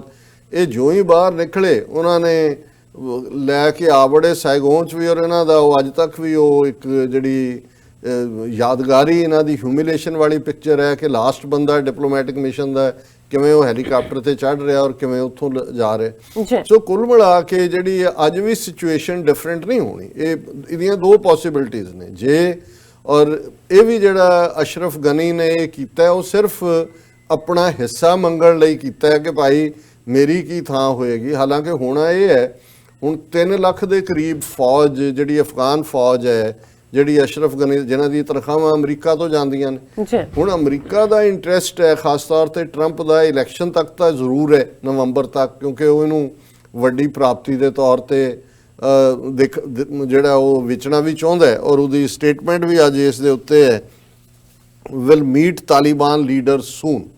ਉਹ ਤਾਂ ਇਹ ਦੱਸ ਰਿਹਾ ਔਰ ਮੈਨੂੰ ਕੋਈ ਹੈਰਾਨੀ ਨਹੀਂ ਹੋਏਗੀ ਆਉਣ ਵਾਲੇ ਹਫ਼ਤਿਆਂ ਦੇ ਵਿੱਚ ਵਾਈਟ ਹਾਊਸ ਦੇ ਵਿੱਚ ਉਹੀ ਤਾਲਿਬਾਨ ਜਿਨ੍ਹਾਂ ਦਾ ਵੈਲਕਮ ਟਰੰਪ ਕਰ ਰਿਹਾ ਹੋਏ, ਮਾਈ ਫਰੈਂਡਸ ਐਂਡ ਦਿਸ ਦੈਟ ਕਰੇ, ਕਿਉਂਕਿ ਆਲਰੇਡੀ ਇਹ ਪੋਲੀਟੀਕਲ ਪਲੈਂਕ ਹੈ ਜਿਹਦੇ ਤੇ ਤਾਲਿਬਾਨ ਨੇ, ਟਰੰਪ ਨੇ ਆਪਣੀ ਖੇਡ ਵੀ ਖੇਡਣੀ ਹੈ। ਔਰ ਬਹੁਤ ਜਲਦੀ ਜਿਹੜਾ ਜੇ ਉਹਨੇ ਕਿਹਾ ਅਸ਼ਰਫ ਗਨੀ ਨੇ ਕਿ ਜੀ ਮੈਂ ਇਹ ਆਨਰ ਨਹੀਂ ਕਰਦਾ ਜਦੋਂ ਇੰਟਰਾ ਅਫਗਾਨ ਡਾਇਲੌਗ ਹੋਏਗਾ only then I will talk, ਨਾਲ ਦੀ ਨਾਲ ਹੀ ਤਾਲਿਬਾਨ ਨੇ ਵੀ ਬਿਆਨ ਦਿੱਤਾ, Taliban says will resume operations against Afghan forces. ਉਹਨਾਂ ਨੇ ਕਿਹਾ ਜੀ ਕਿ ਵੀ ਜੇ ਨਹੀਂ ਕੀਤਾ ਅਸੀਂ ਲੱਗੇ ਆਪ ਦੁਬਾਰਾ ਸ਼ੁਰੂ ਕਰਨ, ਕਿਉਂਕਿ ਇੱਕ ਹਫ਼ਤੇ ਦਾ ਸੀਜ਼ ਫਾਇਰ ਵੀ ਸੀ ਜਿਹੜਾ ਉਹਨਾਂ ਨੇ ਕਿਹਾ ਵੀ ਅਸੀਂ ਹੁਣ ਤੋੜਨ ਲੱਗੇ ਗੱਲਬਾਤ ਤੋਂ ਪਹਿਲਾਂ। ਤੇ ਹੁਣ ਦੇਖਣ ਵਾਲੀ ਗੱਲ ਇਹ ਹੈ ਵੀ ਇੱਕ ਪਾਰਟ ਜਿਹੜਾ ਅਫਗਾਨ ਕਬੀਲਿਆਂ ਦਾ ਬੜਾ ਪਾਰਟਿਕੂਲਰ ਹੈ, ਉਹ ਹਾਰਨ ਵਾਲੇ ਦਿਨ ਜਦੋਂ ਆਪਸੀ ਲੜਾਈ ਹੁੰਦੀ ਹੈ, ਜਦੋਂ ਕਿਸੇ ਨਾਲ ਹੁੰਦੀ ਉਹ ਇਕੱਠੇ ਹੁੰਦੇ ਨੇ, ਭਾਵੇਂ ਲੜ ਵੀ ਰਹੇ ਹੋਣ ਆਪਸ 'ਚ, ਲੇਕਿਨ ਜਦੋਂ ਦਾਲ ਵੰਡਣ ਦਾ ਵੇਲਾ ਆਉਂਦਾ ਫਿਰ ਉਹ ਵੀ ਛਿੱਤਰਾਂ ਨਾਲ ਵੰਡਦੇ ਨੇ। ਤੇ ਉਹਨਾਂ 'ਚੋਂ ਵੀ ਜਿਹੜਾ ਲੂਜ਼ਿੰਗ ਫੈਕਸ਼ਨ ਦਾ ਵੱਡਾ ਤਬਕਾ ਹੁੰਦਾ ਦੇਖ ਰਿਹਾ ਹੁੰਦਾ ਵੀ ਜਿੱਤ ਕੌਣ ਰਿਹਾ। ਸੋ ਇਹ ਜਿਹੜੀ 3 ਲੱਖ ਫੌਜ ਜਿਹੜੇ ਸਰਕਾਰੀਏ ਇਕੱਠੇ ਕੀਤੇ ਹੋਏ ਨੇ, ਇਹ ਤਾਂ 6 ਮਹੀਨੇ 'ਚ ਮੈਲਟ ਕਰਕੇ ਸਾਰਿਆਂ ਨੇ ਤਾਲਿਬਾਨ 'ਚ ਹੈ ਤਾਂ ਲੈ ਦੇ ਕੇ ਉਹੀ ਨੇ, ਵਰਦੀ ਲਾ ਕੇ ਉਹ ਮਾਰਨਗੇ, ਤਾਲਿਬਾਨ ਵਾਲਾ ਪਹਿਰਾਵਾ ਲੈ ਲੈਣਗੇ। ਸੋ ਇਹ ਅਸ਼ਰਫ ਗਨੀ ਨੂੰ ਕਿਹਨੇ ਬਚਾਉਣਾ? ਮੈਨੂੰ ਲੱਗਦਾ ਕਿ ਵੀ ਜੇ ਇਹਨੇ ਜੇ ਤਾਂ ਇਹ ਇੱਕ ਬਾਰਗੇਨਿੰਗ ਹੈ, ਮੈਨੂੰ ਲੱਗਦਾ ਬਾਰਗੇਨਿੰਗ ਹੈ ਕਿਉਂਕਿ ਕਾਫੀ ਸ਼ਰੂਡ ਹੈ ਕਿ ਵੀ ਉਹ ਉਸ 'ਚ ਆਪਣਾ ਵੀ ਦਿਖਾਣਾ ਚਾਹੁੰਦਾ। ਉਹ ਕਹਿੰਦਾ ਸਮਝੌਤਾ ਉਹਨਾਂ ਨਾਲ ਦੱਸ ਰਿਹਾ ਵੀ ਹਮ ਵੀ ਹੋਤੇ ਹੈ, ਤੇ ਅਦਰਵਾਈਜ਼ ਨਾ ਹੋਇਆ ਤੇ ਤਾਲਿਬਾਨ ਨੂੰ ਜਿਹਨਾਂ ਦੇ ਕੋਲ 60-65% ਟੈਰੀਟਰੀ ਹੈ ਉਹਨਾਂ ਨੂੰ, ਹਾਂ ਉਹਦਾ ਫਿਰ ਅਨਫੋਰਚੂਨੇਟ ਪਾਰਟ ਇਹ ਹੋਏਗਾ ਕਿ ਇੱਕ ਫੇਰ ਆਪਸੀ ਜਿਹੜੀ ਕਿਲਿੰਗ ਦੀ ਲਾਈਨ ਹੈ ਉਹ ਥੋੜੀ ਦੇਰ 2-3-4 ਸਾਲ ਚੱਲ ਸਕਦੀ ਹੈ, ਇਹੀ ਉਹਦੇ ਚੋਂ ਇੱਕ ਹੋਏਗਾ। ਲੇਕਿਨ ਅਲਟੀਮੇਟਲੀ ਜਿਹੜੀ ਗੱਲ ਅਮਰੀਕਾ ਨੇ ਰਿਅਲਾਈਜ਼ ਕੀਤੀ ਹੈ ਔਰ which is the truth ground reality, ਉਹ ਇਹੀ ਹੈ ਕਿ ਤਾਲਿਬਾਨ ਜਿਹੜੇ ਨੇ ਅਨਕੰਕਰੇਬਲ ਨੇ ਔਰ ਅਲਟੀਮੇਟਲੀ ਉਹਨਾਂ ਦੇ ਹੱਥ ਹੀ ਜਿਹੜੀ ਹੈ ਹਕੂਮਤ ਦੇਣੀ ਉਹ ਸੇਫ ਹੈ। ਹਾਲਾਂਕਿ ਦੂਸਰੇ ਕੰਸਰਨ ਵੀ ਨੇ, ਜਿਵੇਂ ਬੀਬੀਆਂ ਨੇ ਉੱਥੇ ਕੀਤਾ ਉਹਨਾਂ ਦੀ ਡਿਮਾਂਡ ਜਾਂ ਪ੍ਰੋਟੈਸਟ, ਕਿਉਂਕਿ ਐਜੂਕੇਸ਼ਨ ਦੇ ਹਵਾਲੇ ਨਾਲ ਜਿਸ ਕਿਸਮ ਦਾ ਪਹਿਲਾਂ ਤਾਲਿਬਾਨ ਦਾ ਔਰਤਾਂ ਦੀ ਐਜੂਕੇਸ਼ਨ ਦੇ ਹਵਾਲੇ ਨਾਲ ਲਾਈਨ ਸੀ ਜਾਂ ਹੋਰ ਸੀ, ਪਰ ਮੈਂ ਸਮਝਦਾ ਵੀ ਵਕਤ ਦੇ ਨਾਲ ਜਿਸ ਕਿਸਮ ਦੀ ਮੈਚਿਓਰਿਟੀ ਹੁਣ ਤਾਲਿਬਾਨ ਦੀ ਨਜ਼ਰ ਆਈ ਹੈ 20 ਸਾਲ 25 ਸਾਲ ਪਹਿਲਾਂ, ਉਹ ਵੀ ਇੱਕ ਅਜੇ ਨਵਾਂ 96-97 'ਚ ਉਹਨਾਂ ਦੀ ਹਕੂਮਤ ਬਣੀ ਸੀ, ਕਿੰਨਾ ਲੰਬਾ ਵਕਤ 8-10 ਸਾਲ ਸਿਵਲ ਵਾਰ 'ਚੋਂ ਸੀ, ਔਰ ਕੁਝ ਚੀਜ਼ਾਂ ਜਿਹੜੀਆਂ ਨੇ ਉਹਨਾਂ ਨੂੰ ਸ਼ਾਇਦ ਉਸ ਦੀਆਂ ਨੁਆਂਸਿਸ ਵੀ ਨਹੀਂ ਸੀ ਪਤਾ। ਔਰ ਮੈਂ ਸਮਝਦਾ ਕਿ ਵੀ ਇਸ ਪਾਰਟ ਤੋਂ ਪਾਕਿਸਤਾਨ ਦੀ ਜ਼ਾਹਰ ਹੈ ਕਿ ਇਹ ਤਾਂ ਨਹੀਂ ਹੈ ਇੰਟਰਫੇरेंस, ਇਵੇਂ ਨਹੀਂ ਹੋਏਗਾ ਕਿ ਵੀ ਪਾਕਿਸਤਾਨ ਡਿਸਾਈਡ ਕਰੇ ਵੀ ਉੱਥੇ ਕਿਨੇ ਕੀ ਬਣਨਾ ਹੈ। ਜੀ। ਪਰ ਜ਼ਾਹਰ ਹੈ ਪਾਕਿਸਤਾਨ ਦਾ ਰੋਲ ਵੀ ਰਹੇਗਾ ਔਰ ਇਹ ਪਾਕਿਸਤਾਨ ਦੇ ਵੀ ਹਿੱਤ 'ਚ ਹੈ, ਅਫਗਾਨਿਸਤਾਨ ਦੇ ਵੀ ਹਿੱਤ 'ਚ ਹੈ, ਕਿਉਂਕਿ ਦੇਖੋ ਲੈ ਦੇ ਕਿ ਅਫਗਾਨਿਸਤਾਨ ਇੱਕ ਲੈਂਡ ਲੌਕਡ ਕੰਟਰੀ ਹੈ ਔਰ ਪਾਕਿਸਤਾਨ ਦੇ ਨਾਲ ਜਿਸ ਕਿਸਮ ਦੀ ਰਿਲੇਸ਼ਨਸ਼ਿਪ ਹੈ, ਜਿੰਨੇ ਇੱਕ ਪਸ਼ਤੂਨ ਜਿਹੜੇ ਨੇ ਉਹ ਅਫਗਾਨਿਸਤਾਨ 'ਚ ਨੇ, ਜੇ ਉਹ ਤੋਂ ਜ਼ਿਆਦਾ ਨਹੀਂ ਤੇ ਉਨਾ ਕੁ ਨੰਬਰ ਜਾਂ ਨੇੜੇ ਤੇੜੇ ਖੈਬਰ ਪਖਤੂਨਖਵਾ 'ਚ ਵੀ ਨੇ ਔਰ ਈਵਨ ਪਾਕਿਸਤਾਨੀ ਫੌਜ ਦੇ ਵਿੱਚ ਵੀ ਪੰਜਾਬੀਆਂ ਤੋਂ ਬਾਅਦ ਦੂਸਰਾ ਵੱਡਾ ਨੰਬਰ ਪਠਾਣਾ ਦਾ ਹੈ। ਸੋ ਜ਼ਾਹਰ ਹੈ ਔਰ ਉਹਨਾਂ ਨੂੰ ਜਿਹੜੀਆਂ ਚੀਜ਼ਾਂ ਆਉਂਦੀਆਂ ਨੇ, ਕਰਾਚੀ ਹੋਏ, ਗਵਾਦਰ ਹੋਏ, ਡਿਊਟੀ ਫ੍ਰੀ ਹੈ, ਉਹਨਾਂ ਦੀਆਂ ਐਂਟਰੈਂਸਿਸ ਤੁਰਕਮ ਹੈ ਜਾਂ ਚਮਨ ਹੈ, ਉਹੀ ਬਾਰਡਰ ਨੇ। ਹੁਣ ਕੁਛ ਵੀ ਜਿਵੇਂ ਜਿਹੜਾ ਕਰੋਨਾ ਵਾਇਰਸ ਦੇ ਹਵਾਲੇ ਨਾਲ ਮੈਂ ਖਿਆਲ ਇੱਕ ਹਫ਼ਤੇ ਲਈ ਉਹਨਾਂ ਨੇ ਬਾਰਡਰ ਬੰਦ ਕੀਤਾ, ਕਿਉਂਕਿ ਪਾਕਿਸਤਾਨ 'ਚ ਵੀ 2-3 ਕੇਸ ਡਿਟੈਕਟ ਹੋਏ ਨੇ, ਉਹਨਾਂ ਨੂੰ ਡਿਫਿਕਲਟੀ ਹੁੰਦੀ ਹੈ ਔਰ ਇਸ ਸਾਰੇ 'ਚ ਦੋਨਾਂ ਹੀ ਮੁਲਕਾਂ ਦੇ ਇੰਟਰਸਟ ਦੇ ਵਿੱਚ। ਔਰ ਇਸ ਵਾਰ ਤਾਂ ਕਿਉਂਕਿ ਤਾਲਿਬਾਨ ਇਹ ਸਮਝ ਰਹੇ ਨੇ, ਕਿਉਂਕਿ ਸਾਰੀ ਗੱਲਬਾਤ ਦੇ ਵਿੱਚ ਰੂਸ ਨੇ ਵੀ ਰੋਲ ਅਦਾ ਕੀਤਾ ਹੈ, ਚਾਈਨਾ ਨੇ ਵੀ ਕੀਤਾ ਹੈ, ਈਰਾਨ ਨੇ ਵੀ ਕੀਤਾ ਹੈ ਔਰ ਅਫਗਾਨ ਇਹ ਜ਼ਰੂਰ ਸਮਝਦੇ ਨੇ ਕਿ ਬਈ ਉੱਥੇ ਹੁਣ ਕੋਈ ਕਣਕ ਝੋਨੇ 'ਚੋਂ ਤਾਂ ਉਹਨਾਂ ਨੇ ਪੈਸੇ ਬਣਾਉਣੇ ਨਹੀਂ, ਹੋਰ ਤਾਂ ਉਹਨਾਂ ਦੀ ਇਕਨੋਮੀ ਦੇ ਕੋਈ ਵੱਡੇ ਸਾਧਨ, ਹਾਂ ਮਿਨਰਲਸ ਜਾਂ ਦੂਜੇ ਨੇ ਉੱਥੇ ਕਾਫੀ, ਉਹਦੇ ਚਾਈਨਾ ਅਮਰੀਕਾ ਦਾ ਵੀ ਇੰਟਰਸਟ ਹੈ। ਪਰ ਜੇ ਜਿਹੜੀ ਹੈ ਮੋਡਰੇਟ ਲਾਈਨ ਰਹੇਗੀ ਤਾਲਿਬਾਨ ਦੀ, ਜਿਹੜੀ ਮੈਨੂੰ ਲੱਗਦਾ ਹੋਏਗੀ, ਫਿਰ ਅਮਰੀਕਾ ਵੀ ਪੈਸੇ ਨਹੀਂ ਰੋਕੇਗਾ ਔਰ ਘੱਟੋ ਘੱਟ 14 ਮਹੀਨੇ 'ਚ ਉਹਨਾਂ ਨੇ ਆਪਣੇ ਸਾਰੀ ਫੌਜ ਕੱਢਣੀ ਹੈ, ਉਨਾ ਕੁ ਤਾਂ ਰਹੇਗਾ। ਰੂਸ ਦਾ ਵੀ ਇੰਟਰਸਟ ਹੈ ਵੀ ਸਟੇਬਿਲਿਟੀ ਰਹੇ, ਚਾਈਨਾ ਵੀ ਨਹੀਂ ਚਾਹੁੰਦਾ ਕਿਉਂਕਿ ਸਿੰਗਕਿਆਂਗ ਸੂਬਾ ਨਾਲ ਲੱਗਦਾ ਹੈ, ਬਾਰਡਰ ਲੱਗਦਾ ਹੈ ਔਰ ਇਸ ਸਾਰੇ 'ਚ ਉਹ ਵੀ ਚਾਹੁੰਣਗੇ ਔਰ ਜਿਹੜੀ ਮਾਈਨਿੰਗ ਔਰ ਦੂਜੀ ਚੱਲ ਰਹੀ ਹੈ ਉਹਦੇ 'ਚ ਚਾਈਨਾ ਜਿਹੜਾ ਦਾ ਕਾਫੀ ਐਟ ਸਟੇਕ ਹੈ।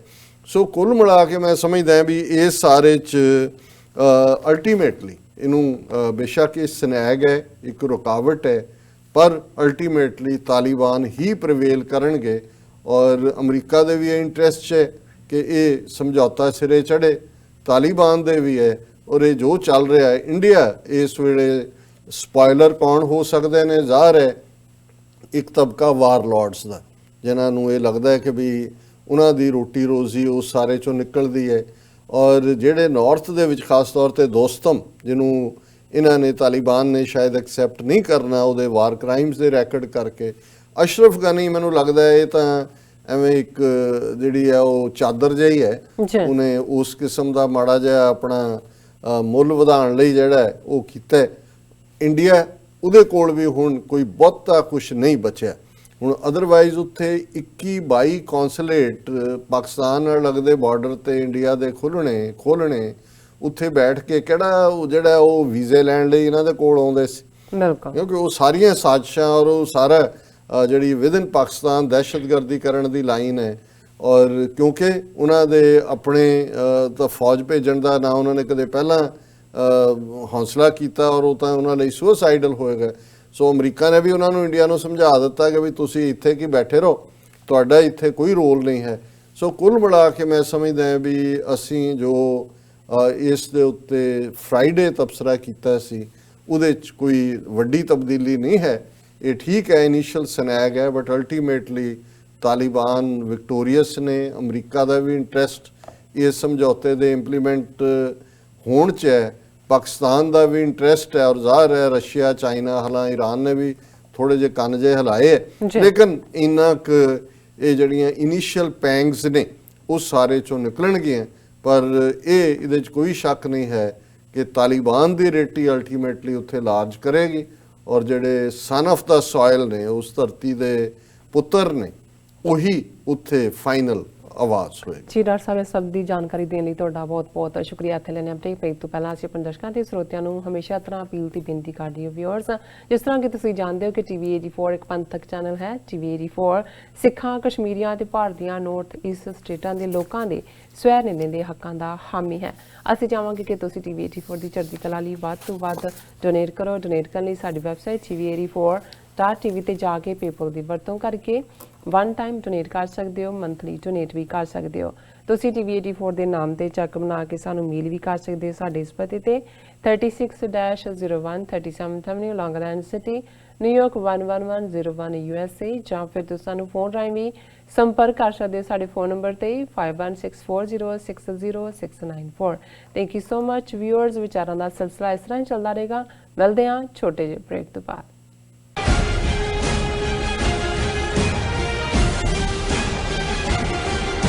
Are you tired of property violations, ECB court hearings wasting your time? AM Expediting Drafting and Design is the solution for your problems. AM Expediting Drafting and Design offers services that range from architectural drawings to expediting services to DOB, FDNY, and other agencies. Or visit their location at 116-15 Myrtle Avenue in Richmond Hill. Call AM Expediting Drafting and Design now at 718-725-0059. ਕੀ ਤੁਹਾਨੂੰ 30, 40 ਜਾਂ 50 ਦਿਨ wait ਕਰਨੀ ਪੈ ਰਹੀ ਹੈ ਤੁਹਾਡੇ check ਲਈ? ਫਿਰ ਬ੍ਰੋਕਰਾਂ ਪਿੱਛੇ ਭੱਜਦੇ ਫਿਰਦੇ ਹੋ ਪੈਸੇ ਲਈ। ਬਹੁਤ ਜ਼ਿਆਦਾ ਟਾਈਮ ਵੇਸਟ ਹੋ ਜਾਂਦਾ ਇੱਦਾਂ ਤਾਂ। ਜੇ ਤੁਸੀਂ ਅੱਜ ਹੀ ਪੈਸੇ ਲੈਣੇ ਤਾਂ ਬੌਬਟੇਲ ਨੂੰ ਕਾਲ ਕਰੋ। ਬੌਬਟੇਲ ਤੁਹਾਡੀਆਂ ਇਨਵੋਇਸਿਸ ਸੇਮ ਡੇ ਫੰਡ ਕਰ ਸਕਦੇ ਹਨ for a small fee, no contract, no reserve and no hidden fees. ਅੱਜ ਹੀ ਕਾਲ ਕਰੋ ਬੌਬਟੇਲ ਨੂੰ ਤੇ ਤੁਹਾਡਾ ਪਹਿਲਾ ਮਹੀਨਾ ਫ੍ਰੀ। 410-204-2084 ਅਗੇਨ 410-204-2084। ਕਦੋਂ ਤੱਕ ਹਾਂ ਕਦੋਂ ਤੱਕ ਅਸੀਂ ਭਾਰਤ ਅਤੇ ਦੁਨੀਆ ਭਰ ਦੇ ਵਿੱਚ ਵਸਦੇ ਸਿੱਖਾਂ ਦੇ ਮਸਲਿਆਂ ਤੇ ਭਾਰਤੀ ਚੈਨਲਾਂ ਦਾ ਝੂਠਾ ਪ੍ਰੋਪੇਗੈਂਡਾ ਬਰਦਾਸ਼ਤ ਕਰਦੇ ਰਹਾਂਗੇ? ਆਓ ਮੇਰੇ ਨਾਲ ਜੁੜੋ ਪ੍ਰੋਗਰਾਮ ਗੁਫ਼ਤਗੂ ਵਿੱਚ। ਸਿੱਖ ਨਜ਼ਰੀਏ ਤੋਂ ਰੋਜ਼ਾਨਾ ਵਾਪਰ ਰਹੀਆਂ ਘਟਨਾਵਾਂ ਦਾ ਵਿਸ਼ਲੇਸ਼ਣ ਕਰੀਏ। ਲਾਈਵ ਕਾਲਸ ਅਤੇ ਈਮੇਲਸ ਰਾਹੀਂ ਇਸ ਪ੍ਰੋਗਰਾਮ ਦਾ ਹਿੱਸਾ ਬਣੋ। ਮੰਡੇ ਟੂ ਫਰਾਈਡੇ ਰਾਤ 9:30 ਵਜੇ ਸਿਰਫ TV 84 ਤੇ।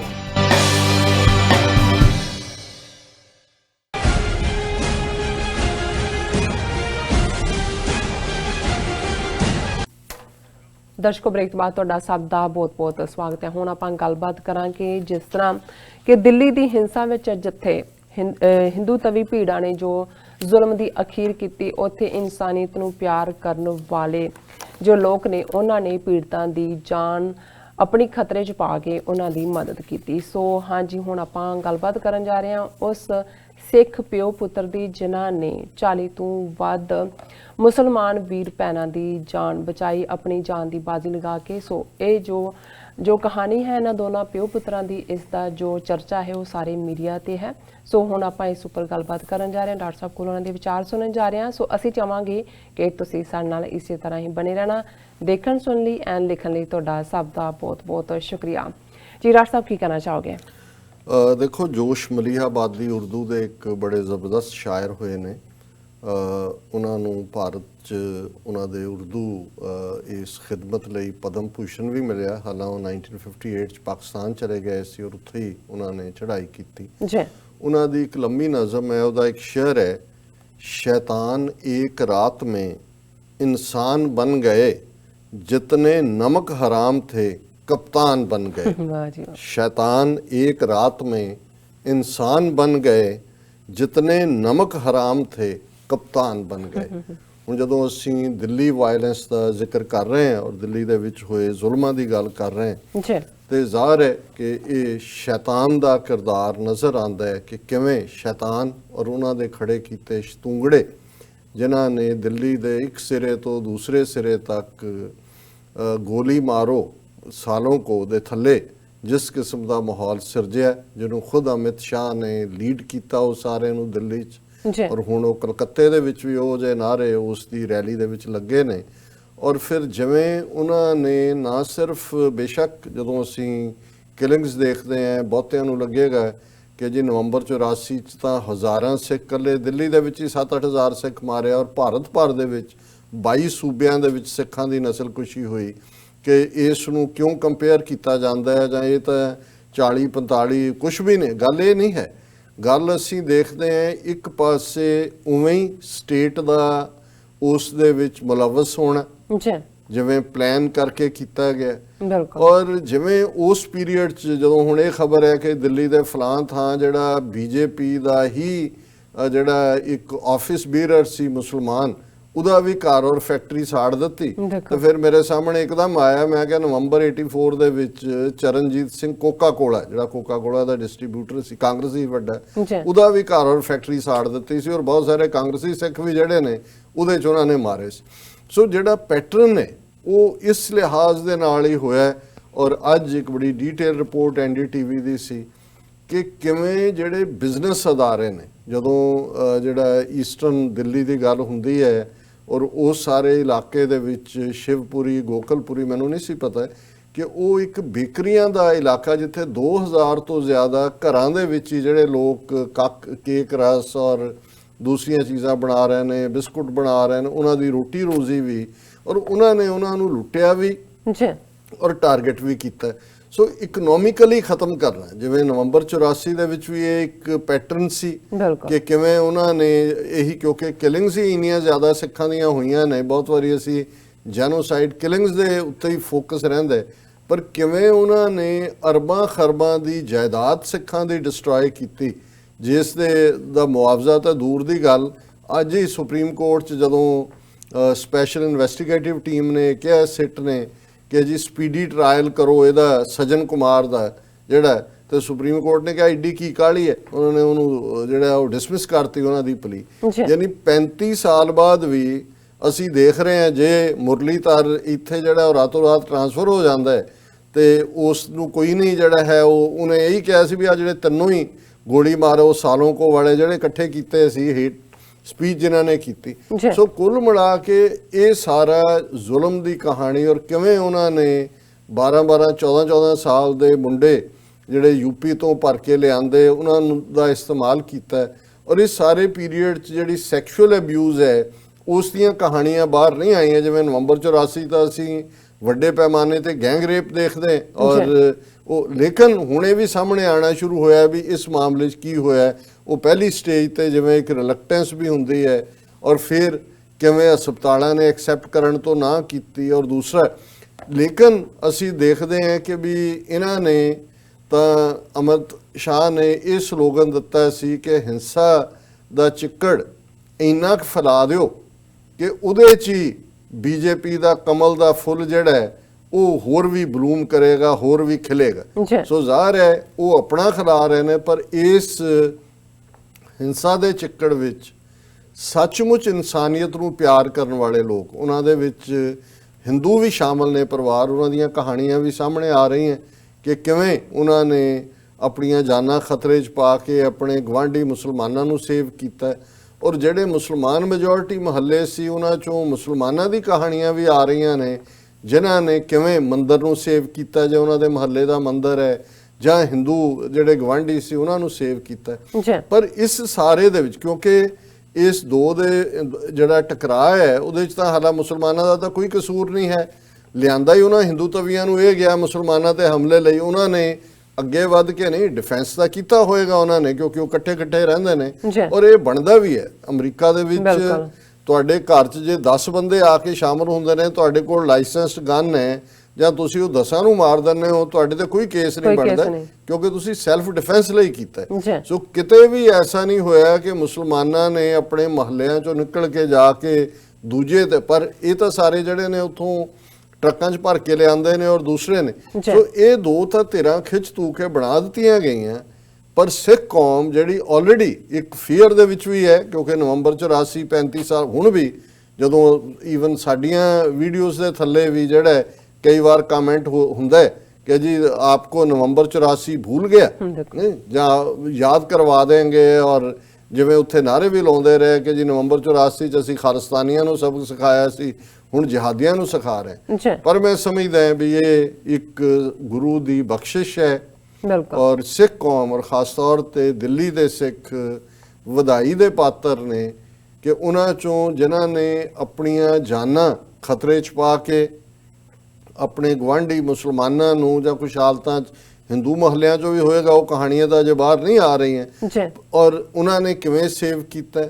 ਔਰ ਬੇਸ਼ੱਕ ਇਹ ਦਿੱਲੀ ਕਮੇਟੀ ਹੋਏ ਜਾਂ ਦੂਜੀ ਹੋਏ, ਅਲਟੀਮੇਟਲੀ ਗੇਮ ਬੀਜੇਪੀ ਦੀ ਪਲੇ ਮਨਜਿੰਦਰ ਸਿੰਘ ਸੱਸੇ ਵਰਗੇ ਲੋਕ ਨੇ, ਲੇਕਿਨ ਇਹ ਕ੍ਰੈਡਿਟ ਦੇਣਾ ਪਏਗਾ ਕਿਉਂਕਿ ਅਕਾਲ ਤਖਤ ਸਾਹਿਬ ਨੇ ਦੇ ਜਥੇਦਾਰ ਐਕਟਿੰਗ ਨੇ ਜਿਹੜੇ, ਉਹਨਾਂ ਨੇ ਹਦਾਇਤ ਕੀਤੀ ਗੁਰਦੁਆਰਾ ਕਮੇਟੀਆਂ 5-6 ਦੇ ਨਾਂ ਦੇ ਕੇ ਦਿੱਲੀ ਕਮੇਟੀ ਨੂੰ ਵੀ ਕਿ ਮਦਦ ਕੀਤੀ ਜਾਏ ਇਹਨਾਂ ਦੀ। ਸੋ ਇਸ ਤੋਂ ਪਹਿਲਾਂ ਹੀ ਜਿਹੜੇ ਵਲੰਟੀਅਰਸ ਨੇ ਯੂਨਾਈਟਿਡ ਸਿੱਖਸ ਦੇ ਜਾਂ ਖਾਲਸਾ ਏਡ ਦੇ, ਉਹਨਾਂ ਨੇ ਆਪਣਾ ਕੰਮ ਸ਼ੁਰੂ ਕੀਤਾ ਹੋਇਆ ਸੀ, ਪਰ ਗੁਰਦੁਆਰਿਆਂ ਦੇ ਕੋਲ ਮੋਰ ਵਹੀਕਲਸ ਵੀ ਨੇ, ਸੇਵਾਦਾਰ ਵੀ ਨੇ, ਮਨੀ ਵੀ ਹੈ, ਔਰ ਕੱਲੀ ਗੱਲ ਰੋਟੀ ਪਾਣੀ ਦੀ ਨਹੀਂ ਹੈ, ਦਵਾਈਆਂ ਵੀ ਚਾਹੀਦੀਆਂ, ਕੈਸ਼ ਵੀ ਚਾਹੀਦਾ, ਮੁੱਢਲੀ ਲੋੜਾਂ ਜਿਨ੍ਹਾਂ ਨੂੰ ਬਿਲਕੁਲ ਘਰੋਂ ਬੇਕਾਰ ਕਰ ਦਿੱਤਾ, ਉਹਨਾਂ ਦਾ ਪੂਰੀ ਸਾਰੀ ਜ਼ਿੰਦਗੀ ਦੀ ਕਮਾਈ ਰੋਲ ਦਿੱਤੀ ਹੈ। ਸੋ ਉਹ ਤਾਂ ਆਪਣੇ ਤੌਰ ਦੇ ਉੱਤੇ ਉਤਰੇ ਹੀ ਨੇ ਮੈਦਾਨ ਦੇ ਵਿੱਚ, ਔਰ ਬਹੁਤ ਸਾਰੇ ਜਿਹੜੇ ਥਾਵਾਂ ਤੋਂ ਉਹਨਾਂ ਦੇ ਇੰਟਰਵਿਊ ਵੀ ਆ ਰਹੇ ਨੇ ਲੋਕਾਂ ਦੇ ਕਿ ਕਿਵੇਂ ਉਹ ਸ਼ੁਕਰਗੁਜ਼ਾਰ ਨੇ। ਪਰ ਇੱਕ ਕਹਾਣੀ ਜਿਹਨੇ ਈਵਨ BBC ਤੱਕ ਆਪਣੀ ਥਾਂ ਬਣਾਈ ਹੈ ਔਰ ਈਵਨ ਹਫਿੰਗਟਨ ਪੋਸਟ ਉਸ ਦੀ ਸਟੋਰੀ ਹੈ, how this Sikh man rescued dozens of Delhi riot victims on his motor bike. ਕਿ ਕਿਵੇਂ ਇੱਕ ਪਿਓ ਪੁੱਤਰ ਉਹਨਾਂ ਨੇ ਦੇਖਿਆ ਉਹਨੂੰ ਕਿ ਕਿਵੇਂ ਨੇ ਉਹ ਉਹਨਾਂ ਦੇ ਪੱਗਾਂ ਬਣਾ ਕੇ ਉਹਨਾਂ ਦੇ ਸਿਰਾਂ 'ਤੇ ਕਿਵੇਂ ਉਹ ਗੇੜੇ ਲਾਉਂਦੇ ਰਹੇ ਔਰ 40 ਤੋਂ ਜ਼ਿਆਦਾ ਉਹਨਾਂ ਨੇ ਜ਼ਿੰਦਗੀਆਂ ਸੇਵ ਕੀਤੀਆਂ। ਮਹਿੰਦਰ ਸਿੰਘ ਉਹਨਾਂ ਦਾ ਨਾਂ ਹੈ ਔਰ ਇਹ ਸਾਰੇ ਦੀ ਕਿਉਂਕਿ ਵਕਤ ਦੀ ਕਮੀ ਕਰਕੇ ਉਹਨਾਂ ਦਾ ਬੇਟਾ ਇੰਦਰਜੀਤ ਸਿੰਘ ਬੁਲਟ ਮੋਟਰਸਾਈਕਲ ਸੀ ਉਹਨਾਂ ਕੋਲ, ਉਹਨਾਂ ਨੇ ਕਿਵੇਂ ਸੇਵ ਕੀਤਾ। ਔਰ BBC ਪੰਜਾਬੀ ਸਰਵਿਸ ਨੇ ਉਹਨਾਂ ਨੂੰ ਇੰਟਰਵਿਊ ਵੀ ਕੀਤਾ ਔਰ ਉਹਨਾਂ ਦੀ ਇੱਕ ਬਰੀਫ ਵੀਡੀਓ ਜਿਹੜਾ ਕਿ ਜਿਹੜੇ ਉਹਨਾਂ ਦੀ ਉਸ ਬਹਾਦਰੀ ਔਰ ਜਿਵੇਂ ਉਹਨਾਂ ਨੇ ਆਪਣੀ ਜਾਨ ਖਤਰੇ 'ਚ ਪਾਈ, ਜਿਹੜੇ ਉਹਨਾਂ ਦੇ ਨੂੰ ਬਚਾਇਆ, ਉਹਨਾਂ ਦੇ ਵੀ ਇੰਟਰਵਿਊ ਨੇ। ਔਰ ਮੈਂ ਆਪਣੀ ਟੈਕਨੀਕਲ ਟੀਮ ਨੂੰ ਕਹਾਂਗਾ ਇਸ ਤੋਂ ਪਹਿਲਾਂ ਕਿ ਮੈਂ ਅੱਗੇ ਤੁਰਾਂ ਉਹ 3 ਮਿੰਟ ਦੀ 3.5 ਮਿੰਟ ਦੀ ਵੀਡੀਓ ਹੈ ਉਹਨੂੰ ਦਿਖਾ ਦੇਣ, ਮੈਨੂੰ ਫਿਰ डिटेल पढ़ने की लोड़ नहीं होएगी जड़ी खबर दे बिल्कुल मत नहीं करी छोड़ के आने की। सरदार जी और उनके बेटे ने बाइक को बिठा के हमें छोड़ा, सबकी जान बचाई उन्होंने। अगर सरदार जी हेल्प लगे तो हो सकता है नीलामी ना होते।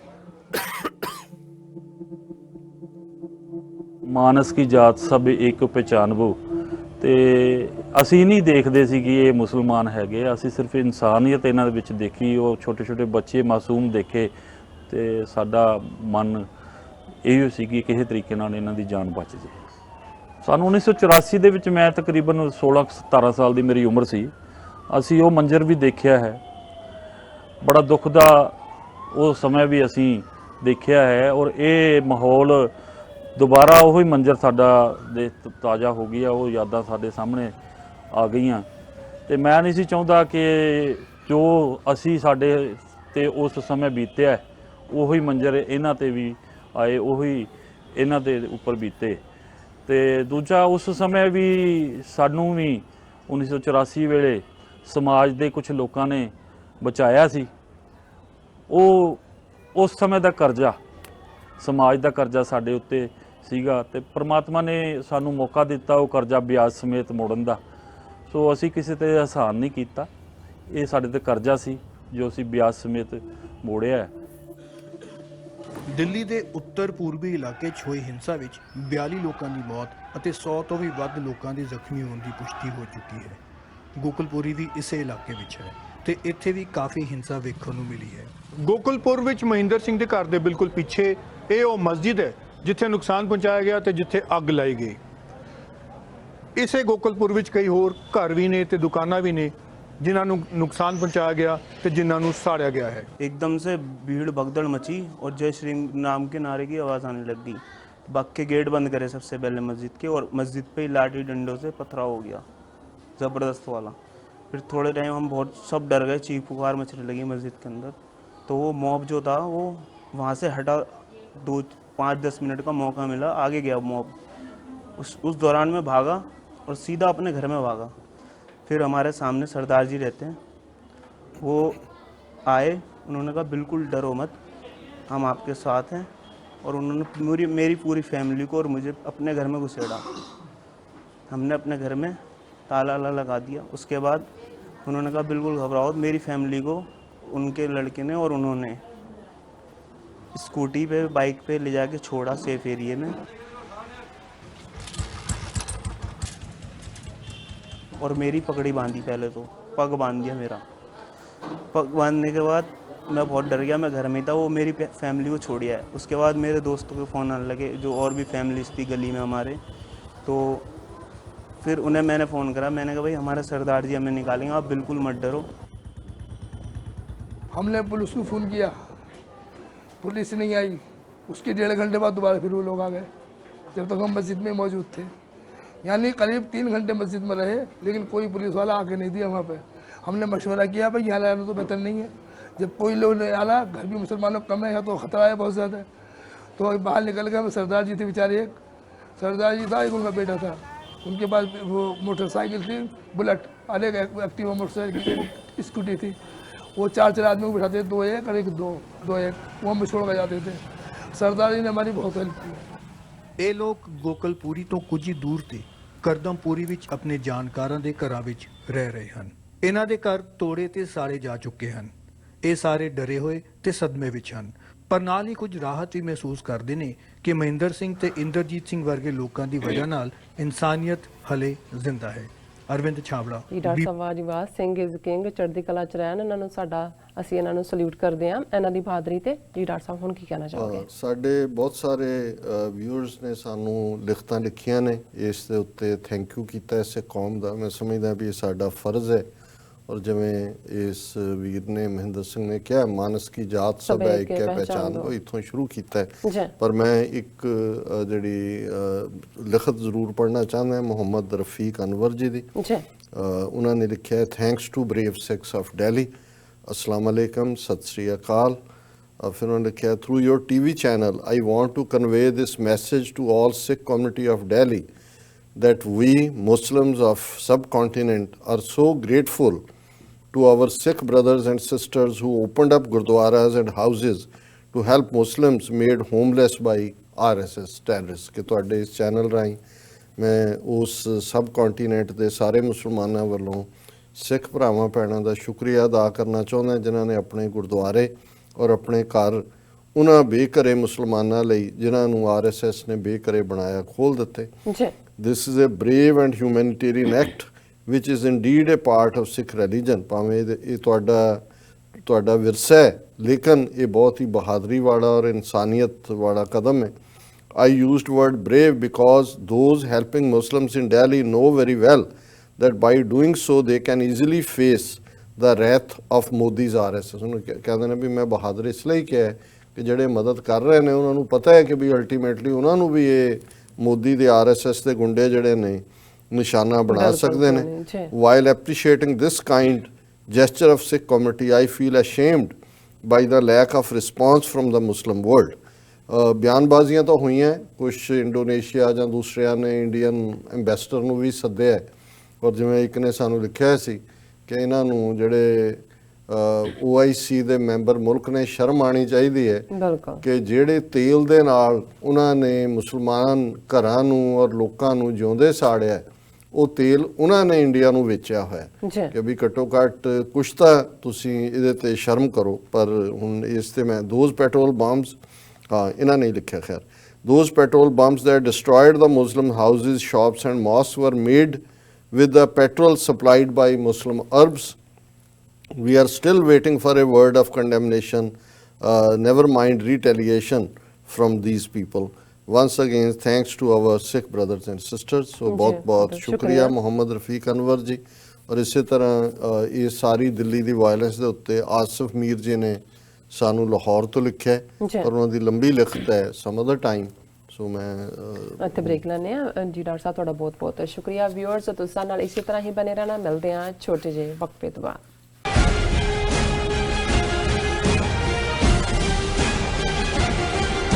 ਕੀ ਤੁਹਾਨੂੰ 30, 40 ਜਾਂ 50 ਦਿਨ ਵੇਟ ਕਰਨੀ ਪੈ ਰਹੀ ਹੈ ਤੁਹਾਡੇ ਚੈੱਕ ਲਈ? ਫਿਰ ਬ੍ਰੋਕਰਾਂ ਪਿੱਛੇ ਭੱਜਦੇ ਫਿਰਦੇ ਹੋ ਪੈਸੇ ਲਈ। ਬਹੁਤ ਜ਼ਿਆਦਾ ਟਾਈਮ ਵੇਸਟ ਹੋ ਜਾਂਦਾ ਇੱਦਾਂ ਤਾਂ। ਜੇ ਤੁਸੀਂ ਅੱਜ ਹੀ ਪੈਸੇ ਲੈਣੇ ਤਾਂ ਬੌਬਟੇਲ ਨੂੰ ਕਾਲ ਕਰੋ। ਬੌਬਟੇਲ ਤੁਹਾਡੀਆਂ ਇਨਵੋਇਸਿਸ ਸੇਮ ਡੇ ਫੰਡ ਕਰ ਸਕਦੇ ਹਾਂ for a small fee, no contract, no reserve and no hidden fees। ਅੱਜ ਹੀ ਕਾਲ ਕਰੋ ਬੌਬਟੇਲ ਨੂੰ ਤੇ ਤੁਹਾਡਾ ਪਹਿਲਾ ਮਹੀਨਾ ਫ੍ਰੀ। 410 204 2084। ਅਗੇਨ 410 204 2084। ਕਦੋਂ ਤੱਕ, ਹਾਂ ਕਦੋਂ ਤੱਕ ਅਸੀਂ ਭਾਰਤ ਅਤੇ ਦੁਨੀਆ ਭਰ ਦੇ ਵਿੱਚ ਵਸਦੇ ਸਿੱਖਾਂ ਦੇ ਮਸਲਿਆਂ ਤੇ ਭਾਰਤੀ ਚੈਨਲਾਂ ਦਾ ਝੂਠਾ ਪ੍ਰੋਪੇਗੈਂਡਾ ਬਰਦਾਸ਼ਤ ਕਰਦੇ ਰਹਾਂਗੇ? ਆਓ ਮੇਰੇ ਨਾਲ ਜੁੜੋ ਪ੍ਰੋਗਰਾਮ ਗੁਫ਼ਤਗੂ ਵਿੱਚ। ਸਿੱਖ ਨਜ਼ਰੀਏ ਤੋਂ ਰੋਜ਼ਾਨਾ ਵਾਪਰ ਰਹੀਆਂ ਘਟਨਾਵਾਂ ਦਾ ਵਿਸ਼ਲੇਸ਼ਣ ਕਰੀਏ। ਲਾਈਵ ਕਾਲਸ ਅਤੇ ਈਮੇਲਸ ਰਾਹੀਂ ਇਸ ਪ੍ਰੋਗਰਾਮ ਦਾ ਹਿੱਸਾ ਬਣੋ। ਮੰਡੇ ਟੂ ਫਰਾਈਡੇ ਰਾਤ 9:30 ਵਜੇ ਸਿਰਫ TV 84 ਤੇ। ਕੀ ਤੁਸੀਂ ਆਪਣੇ ਟੈਕਸਿਸ ਨੂੰ ਲੈ ਕੇ ਚਿੰਤਤ ਹੋ? ਤੁਸੀਂ ਆਪਣੀ ਕਮਾਈ ਲਈ ਮਿਹਨਤ ਕਰਦੇ ਹੋ, ਭਾਵੇਂ ਤੁਸੀਂ ਨੌਕਰੀ ਵਿੱਚ ਹੋਵੋ ਜਾਂ ਆਪਣਾ ਬਿਜ਼ਨਸ ਚਲਾਉਂਦੇ ਹੋ। ਜਦੋਂ ਟੈਕਸ ਭਰਨ ਦਾ ਸਮਾਂ ਆਉਂਦਾ ਤਾਂ ਤੁਹਾਨੂੰ ਇੱਕ ਭਰੋਸੇਯੋਗ ਟੈਕਸ ਅਕਾਊਂਟੈਂਟ ਦੀ ਲੋੜ ਹੈ ਜੋ ਟੈਕਸ ਬੈਲੈਂਸ ਦਾ ਤੁਹਾਡੇ ਪੱਖ ਵਿੱਚ ਜਾਣਾ ਯਕੀਨੀ ਬਣਾਵੇ। ਸਿਆਟਲ ਦੀ ਜਾਣੀ ਪਹਿਚਾਣੀ company Accurate Accountants and Taxes ਤੁਹਾਡੀ ਸੇਵਾ ਵਿੱਚ ਹਾਜ਼ਰ ਹੈ। ਅਸੀਂ ਹਰ ਤਰ੍ਹਾਂ ਦੇ ਟੈਕਸ ਭਰਨ ਵਿੱਚ ਤੁਹਾਡੀ ਮਦਦ ਕਰਾਂਗੇ। ਟੈਕਸ ਸੰਬੰਧੀ ਕਿਸੇ ਵੀ ਤਰ੍ਹਾਂ ਦੇ ਸਵਾਲ ਲਈ ਅੱਜ ਹੀ ਸਾਡੇ ਤੱਕ ਪਹੁੰਚ ਕਰੋ। Accurate Accountants and Texas.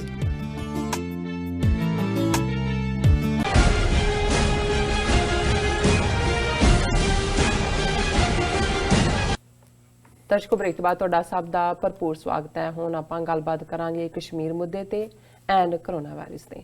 ਸੋ ਅਸੀਂ ਚਾਹਾਂਗੇ ਕਿ ਤੁਸੀਂ ਸਾਡੇ ਨਾਲ ਇਸੇ ਤਰ੍ਹਾਂ ਹੀ ਬਣੇ ਰਹਿਣਾ। ਦੇਖਣ ਸੁਣਨ ਲਈ ਐਂਡ ਲਿਖਣ ਲਈ ਤੁਹਾਡਾ ਸਭ ਦਾ ਬਹੁਤ ਸ਼ੁਕਰੀਆ ਜੀ। ਡਾਕਟਰ ਸਾਹਿਬ, ਕੀ ਕਹਿਣਾ ਚਾਹੋਗੇ? देखो, कश्मीर वादी 254वां दिन और 209 हाँ 209वां दिन और ਉਹੀ ਕਹਾਣੀਆਂ ਹੁਣ ਇਹ ਵੀ ਸਾਹਮਣੇ ਆਉਣਾ ਸ਼ੁਰੂ ਹੋਇਆ ਕਿ ਕਿਵੇਂ ਕਸ਼ਮੀਰ ਵਾਦੀ ਦੇ ਵਿੱਚ ਔਰ ਜੰਮੂ ਕਸ਼ਮੀਰ 'ਚ ਇੱਕ ਆਪਣੇ ਕਿਸਮ ਦਾ ਪੋਲੀਟੀਕਲ ਸਟਰਕਚਰ ਜਿਹੜਾ ਉਹ ਖੜਾ ਕਰ ਰਹੇ ਨੇ। ਆਪਣੇ ਟਾਊਟ ਸਾਰੀਆਂ ਪਾਰਟੀਆਂ 'ਚੋਂ ਕੱਢ ਕੇ, ਕਾਂਗਰਸ 'ਚੋਂ, PDP, ਨੈਸ਼ਨਲ ਕਾਨਫਰੰਸ, ਔਰ ਇਹ ਸਾਰੇ ਦੇ ਵਿੱਚ ਅੱਜ ਇੱਕ ਸਟੋਰੀ ਸੀ ਕਿ Kashmir on threshold of new political formations. ਹੁਣ ਇਹ ਜਿਹੜੀ ਨਿਊ ਪੋਲੀਟੀਕਲ ਫਾਰਮੇਸ਼ਨਸ ਹੈ ਉਸ ਦਾ ਉਹਨਾਂ ਨੇ ਜਿਹੜਾ ਹੈ ਉਹ ਦਿੱਤਾ ਥੋੜ੍ਹਾ ਜਿਹਾ ਖਾਕਾ ਕਿ ਬਈ ਇਹ new political party by former legislatures of different political parties including Congress, PDP and National Conference is being launched under leadership of former Finance Minister and Mufti's close aide Altaf Bukhari by early March। ਹੁਣ ਇਹ ਅੱਗੇ ਲੰਬੀ ਚੌੜੀ ਕਹਾਣੀ ਹੈ ਕਿ ਵੀ March ਦੇ ਸ਼ੁਰੂ 'ਚ ਹੀ, ਯਾਨੀ ਆਉਣ ਵਾਲੇ ਹਫ਼ਤਿਆਂ 'ਚ ਅਸੀਂ ਦੇਖਾਂਗੇ ਕਿ ਇੱਕ ਪੋਲੀਟੀਕਲ ਪਾਰਟੀ ਜਿਹੜਾ ਆਲਰੇਡੀ ਪਿਛਲੀ ਸਰਕਾਰ ਦਾ ਫਾਈਨੈਂਸ ਮਿਨਿਸਟਰ ਸੀ ਉਹ ਹੈਡ ਕਰੇਗਾ। ਸਾਰੇ ਟਰੇਟਰ ਇਕੱਠੇ ਹੋਣਗੇ, ਉਹ ਕਹਿਣਗੇ ਜੀ ਬਸ ਜੋ ਹੁਆ ਸੋ ਹੁਆ, ਹੁਣ ਅਸੀਂ ਜਿਹੜਾ ਇਹ ਕਸ਼ਮੀਰ ਨੂੰ ਜੰਨਤ ਬਣਾਈਏ ਔਰ ਵੋਟਾਂ ਪਵਾਓ ਔਰ ਸਾਨੂੰ ਜਿਹੜੀ ਹੈ ਪਾਵਰ ਦਿਓ। ਸੋ ਇਸ ਕਿਸਮ ਦੇ ਜਿਹੜੇ ਰੈਂਟਾ ਕਸ਼ਮੀਰੀ ਨੇ, ਜਿਵੇਂ ਸਾਡੇ 'ਚ ਨੇ ਰੈਂਟਾ ਸਿੱਖ, ਉੱਥੇ ਵੀ ਬਥੇਰੇ ਉਹਨਾਂ ਨੇ ਖਰੀਦ ਲੈਣੇ ਨੇ ਔਰ ਇਹ ਉਹਨਾਂ ਦਾ ਨੈਕਸਟ ਸਟੈਪ ਹੈ ਫਿਰ ਵੈਸਟਰਨ ਵਰਲਡ ਨੂੰ ਦੱਸਣ ਦੇ ਲਈ ਕਿ ਜੀ ਦੇਖੋ ਅਸੀਂ ਉੱਥੇ ਪੋਲੀਟੀਕਲ ਪ੍ਰੋਸੈਸ ਜਿਹੜੀ ਹੈ ਰੀਸਟੋਰ ਕਰ ਦਿੱਤੀ ਹੈ। ਦੂਸਰੇ ਪਾਸੇ ਜਿਹੜਾ ਜੰਮੂ ਕਸ਼ਮੀਰ ਦੇ ਸਟੇਟਹੁੱਡ ਦੀ ਗੱਲ ਜਿਹੜੀ ਇਨੀਸ਼ੀਅਲੀ RSS ਦੇ ਜਿਹੜਾ ਮਾਧਵ ਕੇ ਕੌਣ ਹੈ ਇਹਨਾਂ ਦਾ, ਉਹਨੇ ਕਹੀ ਸੀ, ਪਰ ਹੁਣ ਉਹਨਾਂ ਨੂੰ ਲੱਗਦਾ ਹੈ ਕਿ ਵੀ ਜਿਵੇਂ ਉਹਨਾਂ ਨੇ ਕੰਟਰੋਲ ਕਰ ਲਈ ਸਿਚੁਏਸ਼ਨ, ਬਾਹਰਲੇ ਮੁਲਕਾਂ ਨੂੰ ਵੀ ਕੰਟਰੋਲ ਕਰ ਲਿਆ। ਅਜੇ ਅਫਗਾਨਿਸਤਾਨ ਦੇ ਸਾਰੇ ਤਾਲਿਬਾਨ ਅਮਰੀਕਨ ਡੀਲ 'ਚ ਅਸੀਂ ਉਸ ਫੈਕਟਰ ਨੂੰ ਡਿਸਕਸ ਹੀ ਨਹੀਂ ਕੀਤਾ ਹੈ ਕਿ ਅਲਟੀਮੇਟਲੀ ਕਸ਼ਮੀਰ ਮੁੱਦੇ 'ਤੇ ਕਿਵੇਂ ਇਫੈਕਟ ਕਰੇਗਾ ਔਰ ਤਾਲਿਬਾਨ ਆਰਾਮ ਨਾਲ ਬਹਿਣ ਵਾਲੇ ਨਹੀਂ ਨੇ।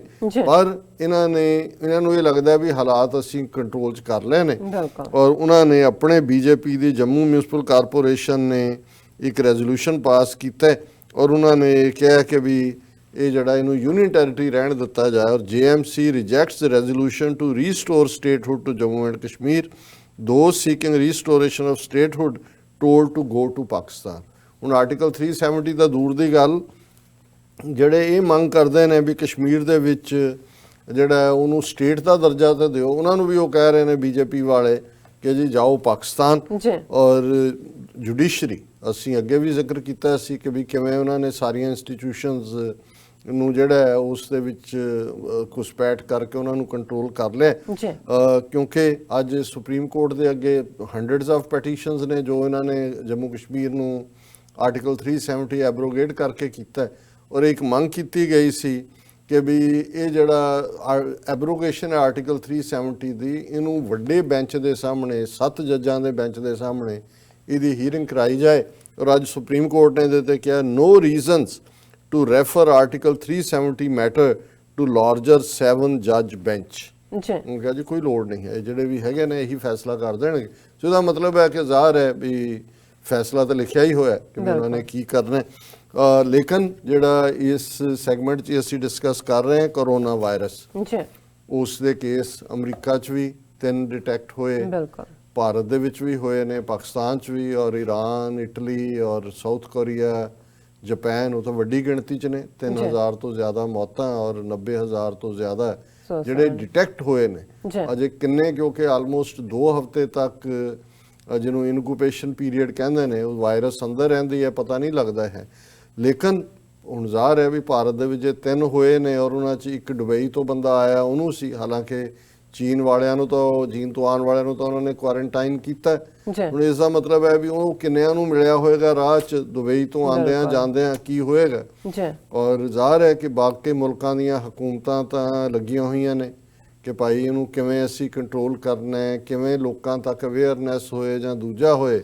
ਪਰ ਭਾਰਤ ਮਾਤਾ ਕੀ ਜੈ ਵਾਲੇ ਜਿਹੜੇ ਨੇ ਉਹ ਇਹਦਾ ਇਲਾਜ ਜਿਹੜੇ ਨੇ ਉਹ ਗਊ ਮੂਤਰ ਤੇ ਗਾਂ ਦਾ ਗੋਹਾ ਇਸ ਨਾਲ ਦੱਸ ਰਹੇ ਨੇ। ਔਰ ਇਹ ਨਹੀਂ ਹੈ ਕਿ ਕੋਈ ਨੀਮ ਹਕੀਮ ਖਤਰਾਏ ਜਾਨ, ਕੋਈ ਹਕੀਮ ਜਾਂ ਵੈਦ ਕਿਸੇ ਗਲੀ ਦੇ ਮੋੜ ਤੇ ਬੈਠਾ ਇਵੇਂ ਕਹਿ ਰਿਹਾ ਹੈ। ਬੀਜੇਪੀ ਦੀ MLA ਅਸਾਮ ਦੇ ਵਿੱਚ ਅਸਾਮ ਅਸੈਂਬਲੀ 'ਚ ਖਲੋ ਕੇ ਇਹ ਸੁਮਨ ਹੈਰੀਪ੍ਰਿਆ ਉਹਦਾ ਨਾਂ ਹੈ ਔਰ ਉਹਦਾ ਹੈਡਲਾਈਨ ਵੀ ਉਹਨਾਂ ਦੇ ਮੀਡੀਆ PTI ਦੀ ਖਬਰ ਹੀ ਹੈ, gau mutra gobar may cure corona virus BJP MLA tells Assam assembly 'ਚ ਖਲੋ ਕੇ ਉਹਨਾਂ ਨੂੰ ਇਹ ਕਹਿ ਰਹੀ ਹੈ, as the world fumbles for a cure to the deadly novel coronavirus which has claimed thousands of lives across the world, a BJP legislature in Assam on Monday left the state assembly astounded by saying that the remedy may be gau mutra and gobar। क्या जी ये इलाज है। और उन्होंने कहा कि भी ये बढ़िया है। उन्होंने कहा जे कैंसर इन्हां नाल ठीक हो सकता है गां मूत्र और गोहे नाल, ते ये कोरोना वायरस केदी पानी हार है। ਉਹਦੇ ਚ ਉਹਨੇ ਕਿਹਾ ਕਿ we all know that cow dung is very helpful। ਸਾਨੂੰ ਸਭ ਨੂੰ ਪਤਾ ਹੈ ਵੀ ਗੋਹਾ ਕਿੰਨੀ ਵਧੀਆ ਚੀਜ਼ ਹੈ। Likewise when cow urine is spread it purifies an area. ਜਿੱਥੇ ਗਾਂ ਦਾ ਮੂਤਰ ਜਿਹੜਾ ਉਹਦਾ ਸਪਰੇਅ ਕਰ ਦਿਓ ਉਹ ਸਾਰਾ ਏਰੀਆ ਹੀ ਜਿਹੜਾ ਉਹ ਸ਼ੁੱਧ ਹੋ ਜਾਂਦਾ ਹੈ। I believe something similar could be done with ਗਊ ਮੂਤਰ ਐਂਡ ਗੋਬਰ to cure corona virus। ਉਹਨੇ ਕਿਹਾ ਵੀ ਇਹੀ ਕੁਛ ਜਿਹੜਾ ਸਾਨੂੰ ਕਰਨਾ ਚਾਹੀਦਾ ਕਰੋਨਾ ਵਾਇਰਸ ਦੇ ਲਈ। ਔਰ ਇਹ ਸਾਰਿਆਂ 'ਚ ਉਹਨੇ ਇਹ ਵੀ ਕਿਹਾ ਨਾਲ ਦੀ ਨਾਲ ਕਿ ਵੀ ਇਹ ਜਿਹੜੀ ਬੰਗਲਾਦੇਸ਼ ਦੀ ਇਕੋਨਮੀ ਇਸ ਲਈ ਇੰਪਰੂਵ ਹੋ ਰਹੀ ਹੈ ਕਿ ਵੀ ਉੱਥੇ ਉਹ ਗਾਵਾਂ ਜਿਹੜੀਆਂ ਨੇ ਉਹਦਾ ਐਕਸਪੋਰਟ ਬਹੁਤ ਵੱਧ ਗਿਆ ਉਹਨਾਂ ਦੇ, ਔਰ ਉਹਨਾਂ ਦਾ ਬੀਫ ਇਸਤੇਮਾਲ ਹੁੰਦਾ, ਸਾਡੀਆਂ ਗਾਵਾਂ ਨੇ। ਔਰ Bangladesh is the second largest beef exporter in the world. All these cows are our cows. Earlier the Congress government did nothing to stop smuggling of cows. ਹੁਣ ਅਸੀਂ ਜਿਹੜਾ ਉਹ ਗਾਵਾਂ ਵੀ ਰੋਕਾਂਗੇ ਤਾਂ ਕਿ ਬੰਗਲਾਦੇਸ਼ ਦੀ ਇਕੋਨਮੀ ਜਿਹੜੀ ਔਰ ਇੱਥੇ ਹੀ ਬਸ ਨਹੀਂ ਹੈ। ਇਹ ਜਿਹੜਾ ਇਸ ਕਿਸਮ ਦਾ ਫਰਾਡ ਹੈ, ਮੋਦੀ ਗਵਰਨਮੈਂਟ ਨੇ ਸਾਇੰਟਿਸਟ ਦਾ ਜਿਹੜਾ ਇੱਕ ਪੂਰਾ ਗਰੁੱਪ ਬਣਾ ਕੇ ਉਹਨਾਂ ਨੂੰ ਕਿਹਾ ਕਿ ਵੀ ਤੁਸੀਂ ਰਿਸਰਚ ਕਰੋ, ਪ੍ਰੂਵ ਕਰੋ ਕਿ ਜਿਹੜਾ ਕਾਊ ਯੂਰਿਨ ਔਰ ਦੂਜਾ ਇਹ ਬੜਾ ਯੂਜ਼ਫੁਲ ਹੈ।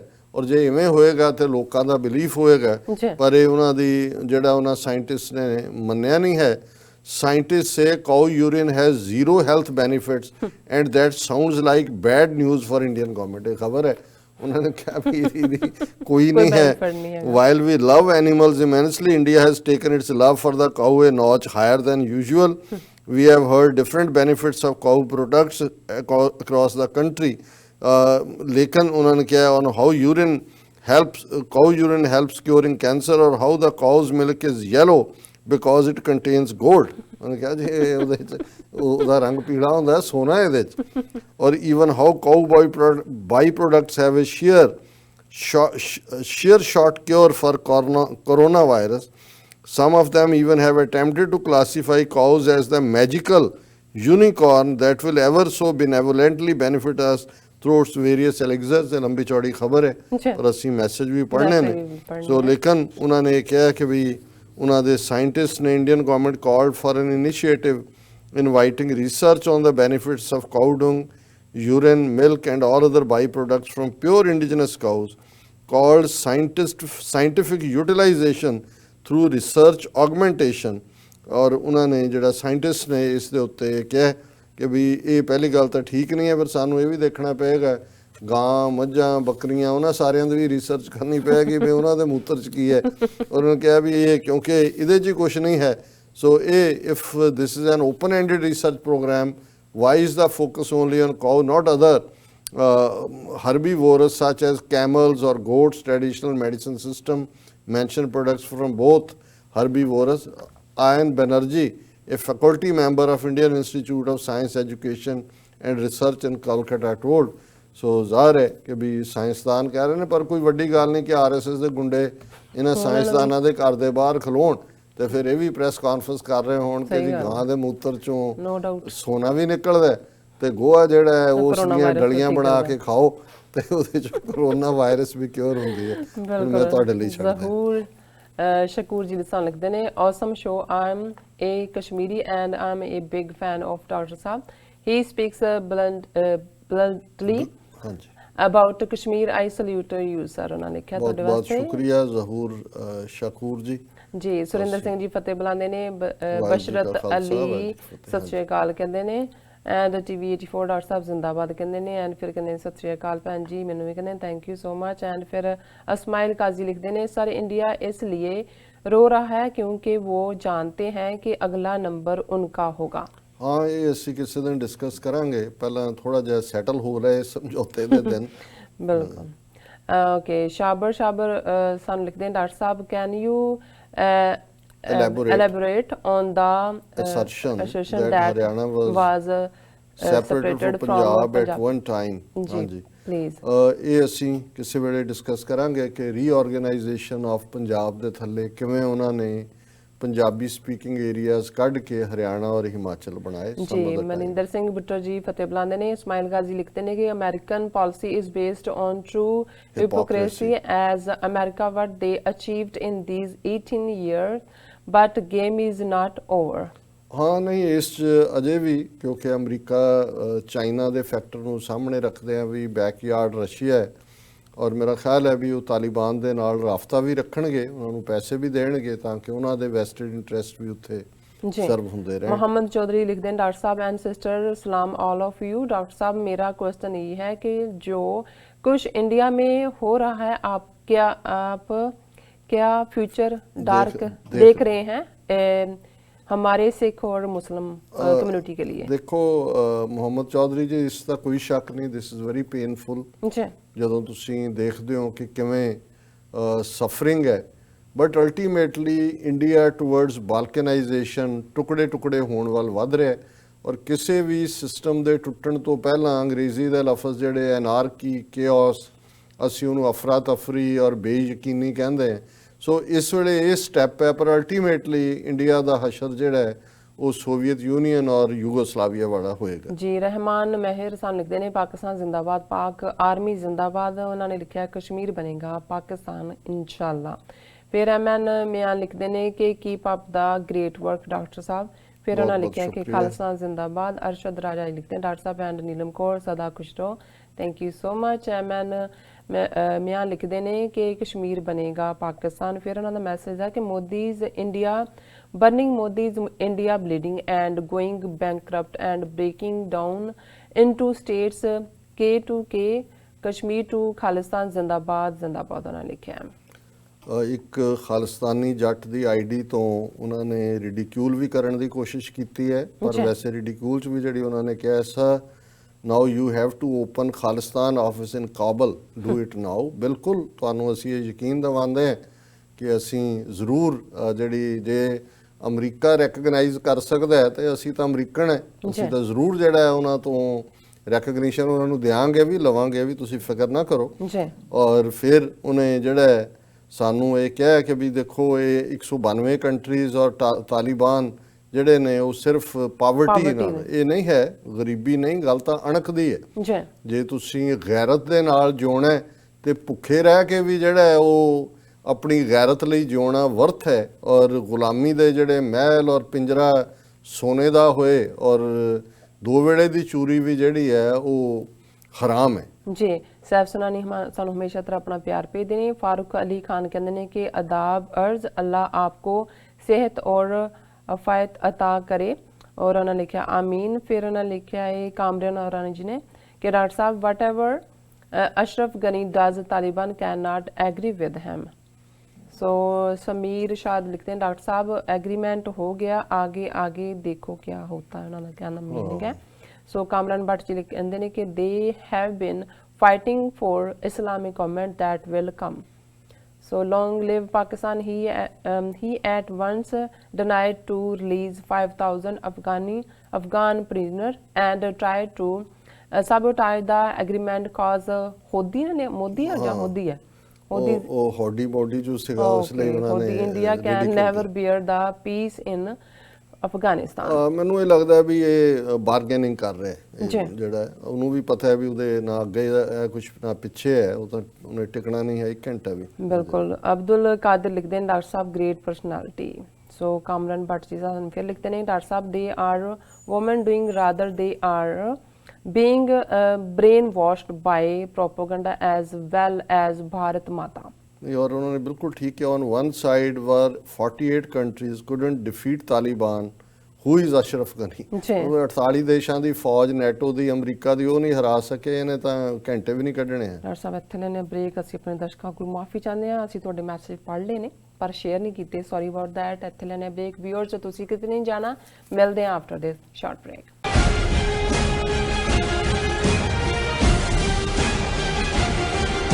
ਕੀ ਤੁਹਾਨੂੰ 30, 40 ਜਾਂ 50 ਦਿਨ ਵੇਟ ਕਰਨੀ ਪੈ ਰਹੀ ਹੈ ਤੁਹਾਡੇ ਚੈੱਕ ਲਈ? ਫਿਰ ਬ੍ਰੋਕਰਾਂ ਪਿੱਛੇ ਭੱਜਦੇ ਫਿਰਦੇ ਹੋ ਪੈਸੇ ਲਈ, ਬਹੁਤ ਜ਼ਿਆਦਾ ਟਾਈਮ ਵੇਸਟ ਹੋ ਜਾਂਦਾ ਇੱਦਾਂ ਤਾਂ। ਜੇ ਤੁਸੀਂ ਅੱਜ ਹੀ ਪੈਸੇ ਲੈਣੇ ਤਾਂ ਬਾਬਟੇਲ ਨੂੰ ਕਾਲ ਕਰੋ। ਬਾਬਟੇਲ ਤੁਹਾਡੀਆਂ ਇਨਵੌਇਸਸ ਸੇਮ ਡੇ ਫੰਡ ਕਰ ਸਕਦੇ ਹਾਂ for a small fee, no contract, no reserve and no hidden fees। ਅੱਜ ਹੀ ਕਾਲ ਕਰੋ ਬਾਬਟੇਲ ਨੂੰ ਤੇ ਤੁਹਾਡਾ ਪਹਿਲਾ ਮਹੀਨਾ ਫ੍ਰੀ। 410 204 2084। ਅਗੇਨ 410 204 2084। ਕੀ ਤੁਸੀਂ ਰੋਜ਼ਾਨਾ ਕੰਮ ਤੇ ਆਪਣਾ ਵਧੇਰੇ ਸਮਾਂ ਬਿਤਾਉਣ ਤੋਂ ਪਰੇਸ਼ਾਨ ਹੋ?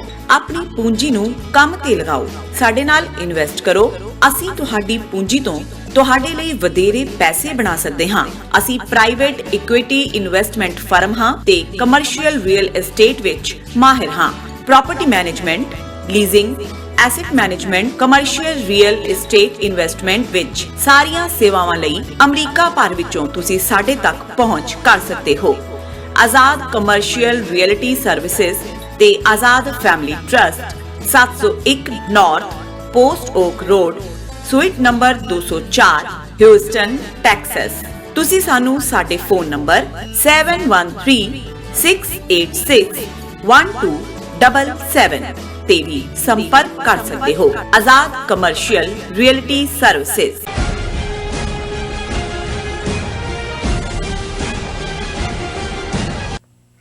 ਦਰਸ਼ਕੋ ਬ੍ਰੇਕ ਤੋਂ ਬਾਅਦ ਤੁਹਾਡਾ ਸਭ ਦਾ ਭਰਪੂਰ ਸਵਾਗਤ ਹੈ। ਹੁਣ ਆਪਾਂ ਗੱਲਬਾਤ ਕਰਾਂਗੇ ਰੂਹ ਦੀ ਖੁਰਾਕ ਗੁਰਬਾਣੀ ਵਿਚਾਰਾਂ ਦੀਆਂ। ਸੋ ਅਸੀਂ ਚਾਹਾਂਗੇ ਕਿ ਤੁਸੀਂ ਸਾਡੇ ਨਾਲ ਇਸੇ ਤਰ੍ਹਾਂ ਹੀ ਬਣੇ ਰਹਿਣਾ। ਦੇਖਣ ਸੁਣਨ ਲਈ ਤੁਹਾਡਾ ਸਭ ਦਾ ਬਹੁਤ ਬਹੁਤ ਸ਼ੁਕਰੀਆ ਜੀ। ਡਾਕਟਰ ਸਾਹਿਬ ਕੀ ਵਿਚਾਰਾਂ ਨੇ?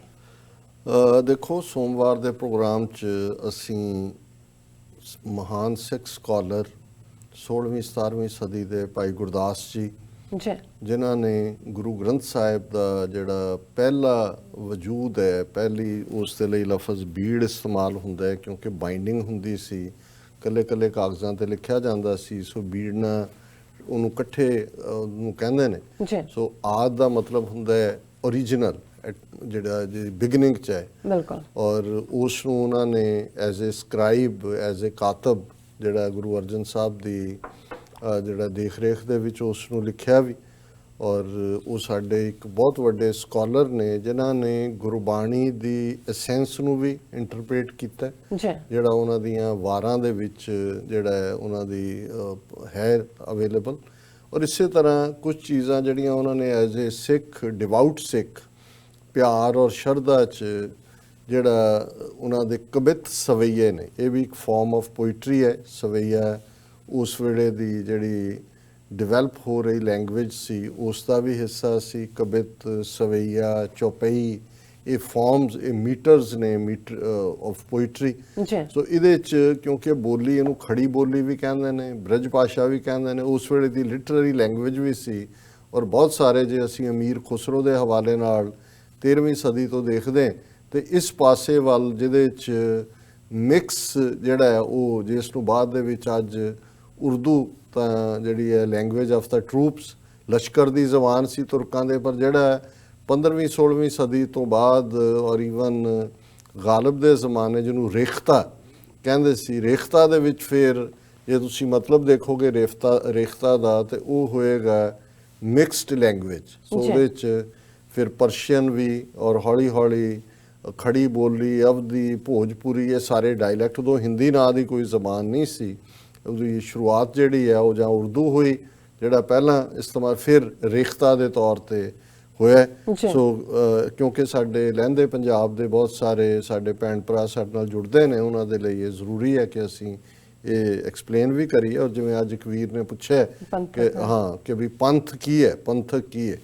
ਸੋ ਪੰਥ ਅਦਰਵਾਈਜ਼ ਤਾਂ ਇਹ ਲਫ਼ਜ਼ ਪਥ ਤੋਂ ਆਇਆ ਹੈ।